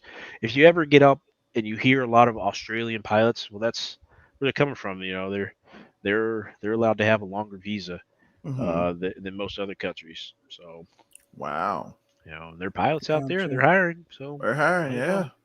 Yeah. Dave, I think he says, well, it's a simulator, not the real aircraft. I think that's because it's an approved FAA simulator where you can legally bill time and training hours. And they don't want you doing that until you're cleared by the TSA, right, Robert? Yeah, I would assume. correct, Yeah. and that's more of an initial requirement. So what ends up happening in the industry is that things happen. You can live in another country and work for a U.S. carrier. Yep. People do it all the time. What ends up happening is, if you forget to renew your passport, and you're like, oh crap, I forgot to send it in. It's not so much of a problem here in the U.S., but you know, especially now with COVID, like you try to renew your passport Oh from another gosh, country, Man, it's good like luck a that whole now. year. forever. Yeah. And so I think that bottom portion was for more of an initial training Yeah. requirement. Even at the student pilot level, like you can't get a student pilot license without first clearing all of the TSA requirements. Yeah. Dave. Yeah, yeah, yeah. And it's getting better. It's getting much easier. So I was a alien student flight program instructor. I think I still am. I gotta check on that. But I after 9/11, I was able to teach foreign students without a green card. Mm. Yeah, Wow. so there was a point in time after 9/11 they're like, hell no, we're not doing any of that. With Mhm. the exception of the ASFP program where I had to take your fingerprints, keep it for 10 years, and then I can train you. Mm-hmm. So I was flight instructing guys from other countries, and they go back home, or they before they left getting their certificates here, they go down to Florida, Mhm. get their Airbus type rating, then go off to where they need to go Where they need to back to go. country. Mm-hmm. Yeah. So I think that's still a thing. I think the ASFP program still running. Dude, cool. Mr. Dave has another question. Who or what event inspired you to become a pilot? Oh, I had to come out of my womb with the joystick, man. To be honest with you. Yeah. I think I was like maybe 1 years old. I swear, and Wow. my entire family knew I was going to be a pilot. Like I've been saying it since I was, in diapers, literally, that I wanted to fly. So I truly believe that I was, born to do this. Mm-hmm. And I can't do anything else. Like you asked me to add right now, I can't do that. There's no way. Oh, man.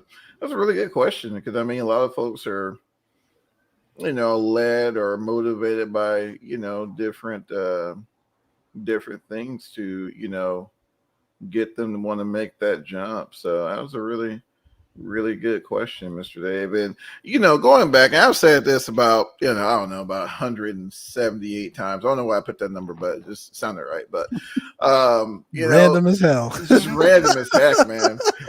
Robert, thank you, my friend. I'm not. Hey, Yeah. I'm gonna mute Mike. I ain't worried about Mike right now. Man, thank you, Yeah. thank Yeah. you.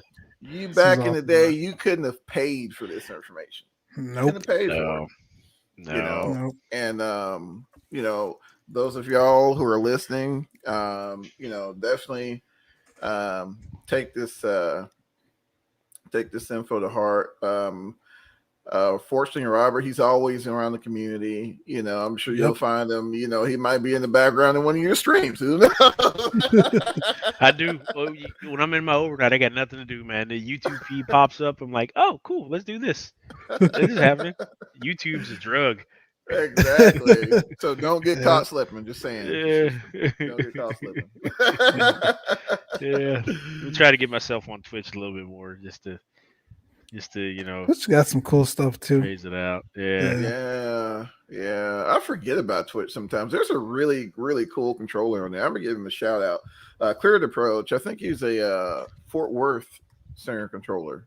Oh, really? Oh yeah, in the real world and on that. Real world. Yeah, that's correct. Yeah, and just amazing to watch if you're really interested to see what goes on in the background, and they even dive into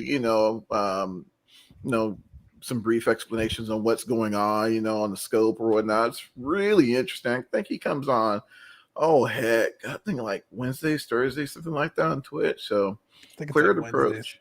Yeah, Cleared Approach, guys. So check that out. Yeah, definitely check him out.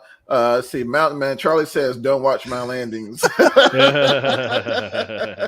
First 1,000 feet, we don't have problems. Oh my gosh! Oh man, I still remember that day. I think it was in our group chat. He was like, "Man, I see you guys floating down that damn runway trying to get away. Come on, let you have it right there." Put it down, just eat it up. Half the runway gone trying to get a butter. And you remember my last stream I did, and I don't know what the heck I was. I don't know, maybe I had a drink after work or something. Well, I was in a Q400 trying to get into Midway, and in my mind, I'm just like, I didn't care. I was about to bury the mains on the room. I'm like, I gotta get in that touchdown zone. I think it was like 400 feet up. Yeah, it was just something ridiculous. Man. Yeah, it's like burning up that runway, especially at what I think they call it the USS Midway.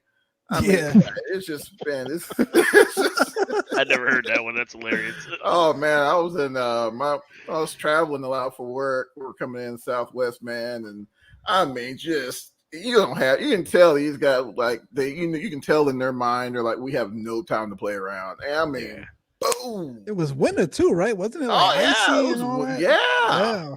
Yeah, I mean, they game, man. Oh man, I think they had they had to have been like max auto brick or something, man, because it was like he hit, and I'm talking about just put the nose wheel into the ground, man, with those brakes, and it was just, But I mean, I think in the sim we don't really realize how overly built those struts are. I mean, they're they can take a lot more. Than a lot more than you can think. And I mean, it's all about making that, making those firm, safe transfer of the weight on the wheels and getting it done as fast as you can. Pick an aiming point every time, man. Stick with it, man. I mean, and you see that I think Mike mentioned as well, practice how you play. I mean, some of the stuff you see in the stream, it's like there's just no way. Hey, where are you going?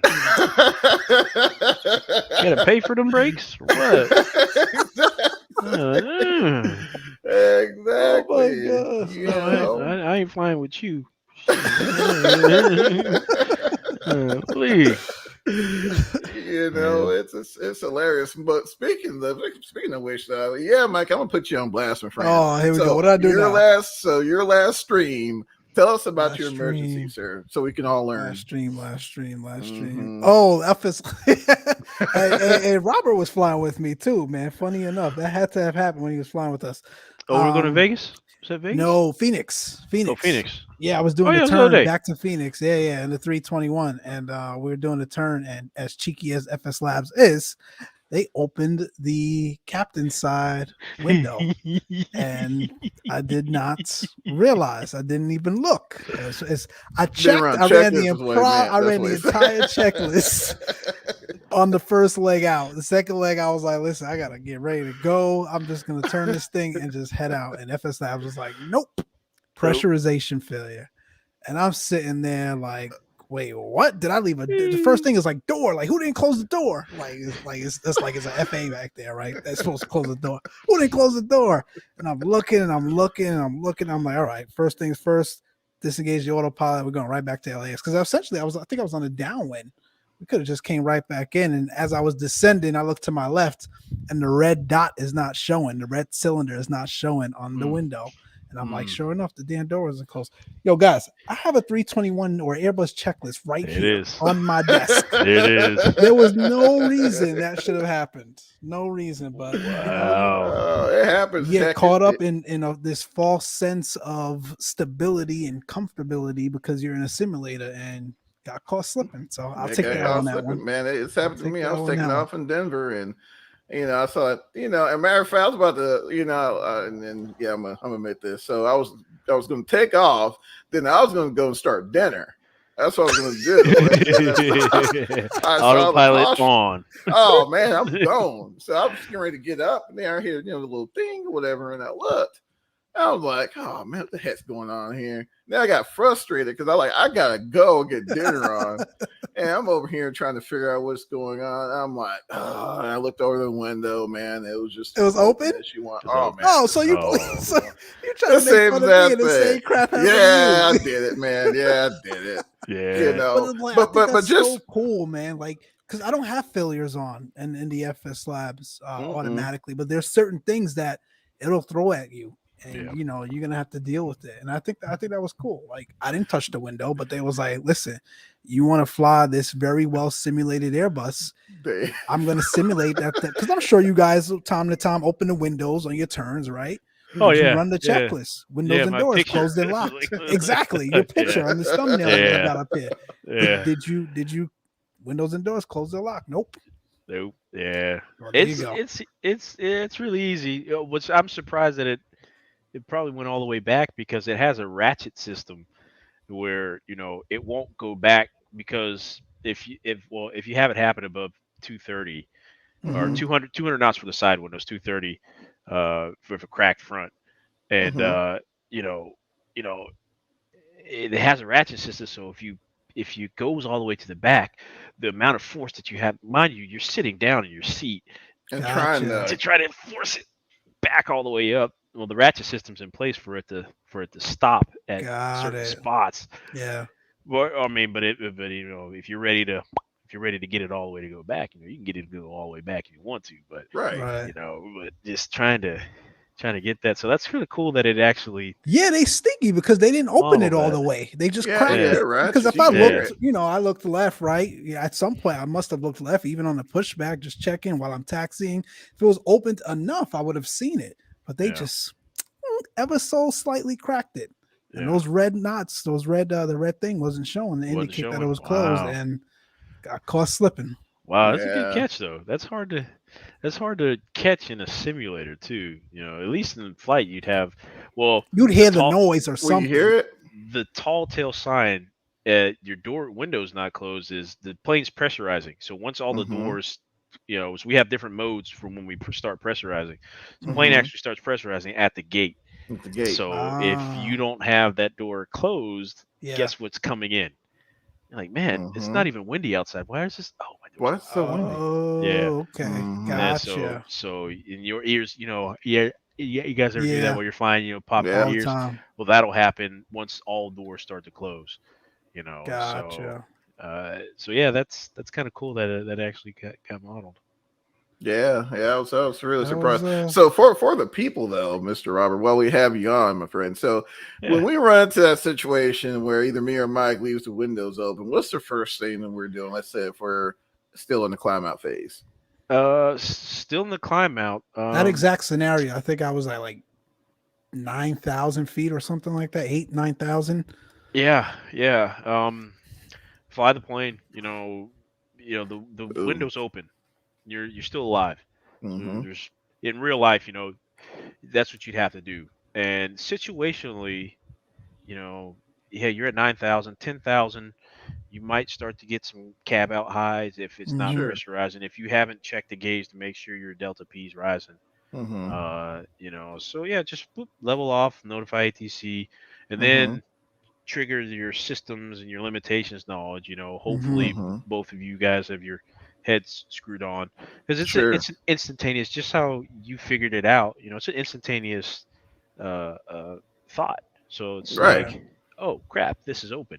Well, at 9,000 feet, 10,000, if you're managed, that's going to shoot up all the way whatever you have your cost index to. So Mhm. be at 300 knots, just like that. Just like that. So then you got to like, oh crap, slow the airplane down. So yeah, slow to 200. Yeah. Let ATC know you got to level off and slow down for a little bit. Mhm. You could tell them, hey, what's going on? Mhm. Slow down, get the door closed, make sure that there's no other problems. Make sure you Right. get the door closed, pressurization, mask come down, checking with the flight attendants, make sure that the passengers aren't freaked out because they probably feel that. At least the first class passengers will Mhm. feel that at that point. Sure. Really? Yeah, Okay. they'll come right under that door, Wow. and then let company know. Say, hey, here's what happened. The Mhm. plane's flying structurally because that's another thing is you think that you know what happened, but behind the scenes you might not know. Could have Might been not So something know. else. Yeah. it could be. In worst case, it happens again later Mhm. on. Right. Much higher altitude, further away. Yeah, structurally that's kind of hard to do. It's we're pressing up against the cabin, so it's really hard to do. But in the event that something awkward does happen, like a leak or it's not Mhm. sealed all the way, you're getting your cabin rate. You guys are all doing this, why my ears popping, And so, once you take it up there, now the next step is rapid decompression. So, hey, I got to don the mask, crew On the communication, do the whole mask. bit. So, the no steps, you got to slow it down, take your time and then figure out who else needs to get involved. Right. As far as making the decision to continue to press on. Now you can Right. make the the captain's decision and and Pop the collar. close the window, hey, we're good structurally. Sending Bam. Come on right up. We'll fill out an IOR and an Right. ASAP. And that's another thing is, there's two reports. Because one, you said in the checklist while we have the CVR on, windows, doors, and slides closed and armed. And the lie detector test determined that was a lie. So that's so that's a ASAP, and then that's a IOR, or the airlines have different acronyms. Acronyms for the same form, right? And so you might get a phone call from somebody in the heads up talking about, well, what happened? They need to know. The Airbus tells on you, so.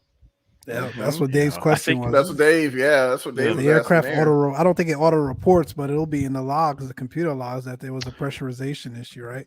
Yeah. Or does that so something go to 14,000 or 14,500? I gotta go back in those limitations, but is when the mask will deploy automatically, and that gets text message to Airbus. Oh, wow. So that'll get sent to Airbus, and that'll get sent to company.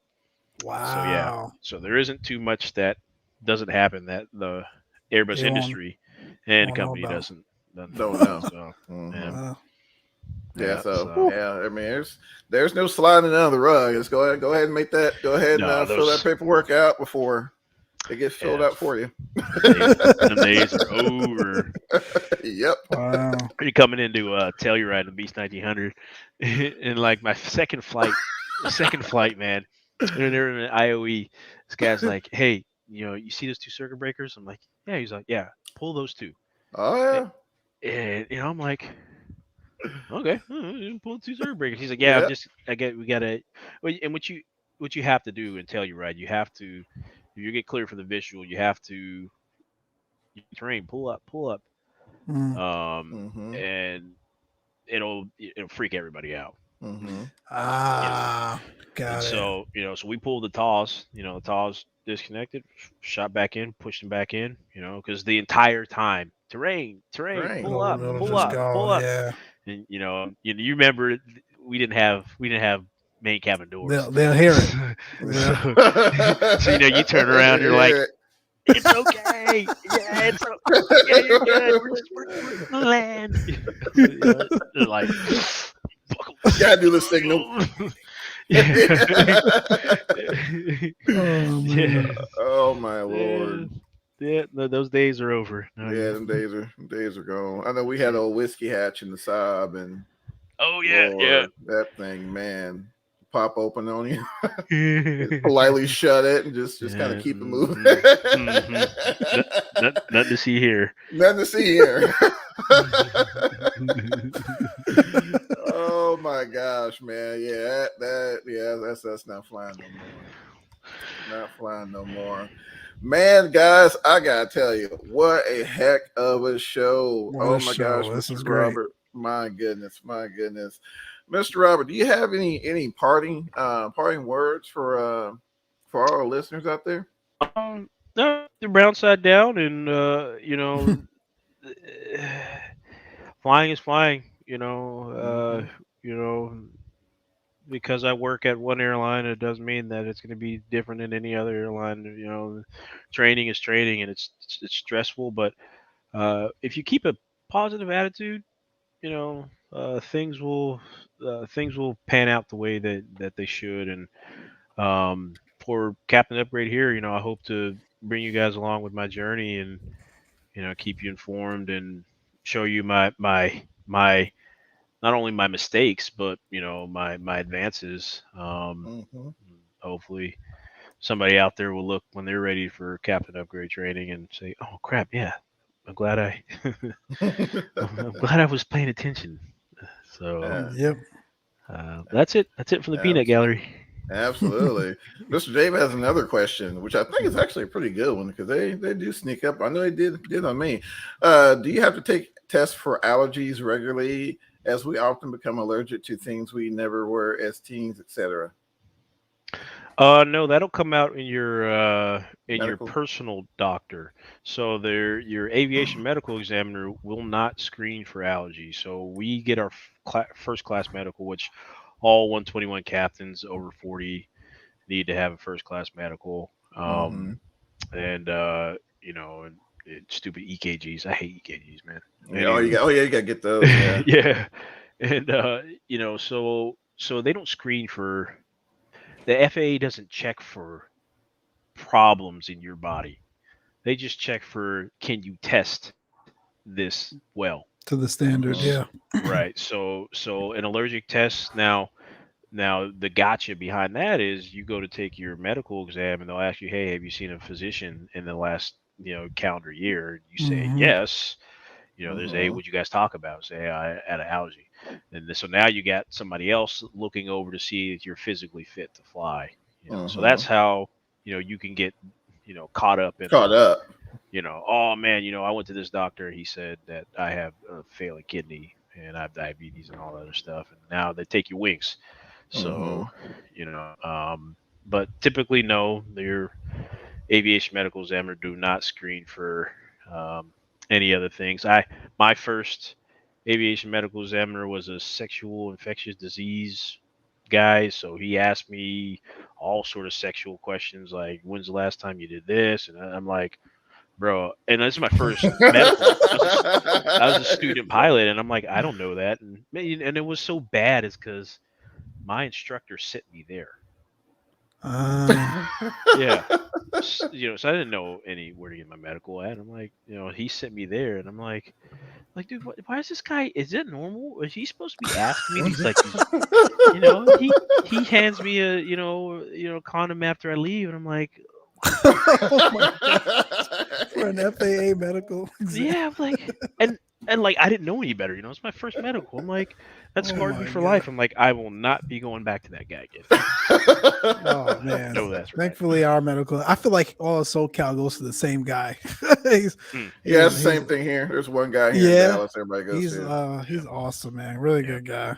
Yeah, but don't lose him. Thankfully, not that experience. Don't lose him. It's and I mean, I think a lot of times we take for granted having a good AME. Yeah. I mean, could all go in. Like a lot of times, man, my medicals are boom, boom, boom. Hey, John's going, blah, blah, blah. You're at the door. But man, I'm telling you, you'll get caught, like Mr. Robert mentioned, you'll get caught up quick. Yeah. Oh, you get caught up. Oh my Lord. Graveyard spiral. Like when did that A become an E? Like what the What? QSBRTCCCHBRT? Like wouldn't that become what? What? I need glasses. It's like, oh my Lord. Then 2 years later, let's see here. I checked my GP first, then AME. He gets checked by his general practitioner. Oh, okay. Yeah. And that's probably the better way to do it is have that, that way they at least know the process, so if something does red flag later on down the road, at least, you say, hey, pilot patient confidentiality, they'll take care of you around there. They'll take care of you. Nobody's really out to clip your wings, but if you're flying around blind, that's pretty hard. It's pretty hard. Yeah. Man, that was good stuff, guys. Good stuff. Well, oh my goodness, man, I tell you, it's definitely been a show, and I mean, it's the holiday season, right? So happy holidays. Happy holidays for sure. You guys stay safe and well out there. From closed traffic. Mike, John, Rob, really appreciate insight. No, like I said, we appreciate Robert from getting on here and talking. Very few. I mean, you'll get very few airmen out there who actually go out there and talk about their journey. Especially going a lot of closed-lip folks out there, man. A lot of them, man. A lot of them. And like I said, definitely take suck it up like a sponge. Happy holidays to you guys as well, and again, y'all stay safe out there. I know we got another variant out there, another album out, so Mario variant. Pray for no fatalities for this one. Lord, yes. Lord, yes. So just take care of yourself, keep the blue side up, as Mr. Robert says. And that's all I got. What about you, Mike? Same, man. We'll try to definitely get back on here again before, Christmas and whatnot. We got to do one closeout New Year's show or something. Maybe just before Christmas. We'll see. But you guys, first and foremost, happy holidays. Stay safe. For those of you that are sending it, keep sending it. Love to watch where and when we can. A couple of you in here have been putting out videos almost daily, so keep up that great work, and thanks for keeping us updated on what's going on in the sim world, because I tell you, it's hard to keep up these days with like 4 different simulators out there, man. Shout out to Dave for sure.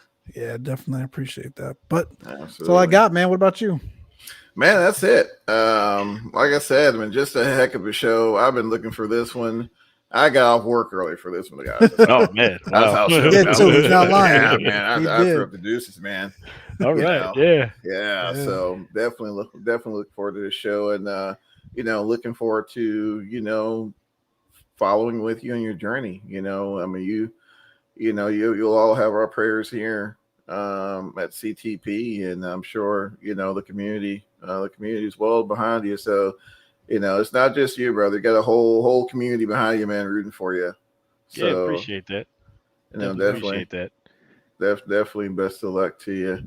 Well, guys, I think that's it. It's about my bedtime, and I know. I didn't eat dinner yet. He's talking about bedtime. Getting old, man. Getting old, brother. 10:30 out here. Yeah. Oh my Lord. Oh, that's right. You're on the East Coast. Yikes! Sorry, man. Go get some rest, dude. Oh yeah, for sure. Well, all right, guys. We're out of here. Until next time, guys. Thanks for watching and listening to the Closed Traffic Podcast. Take care of yourselves and each other. We'll see you. See you. Thank you.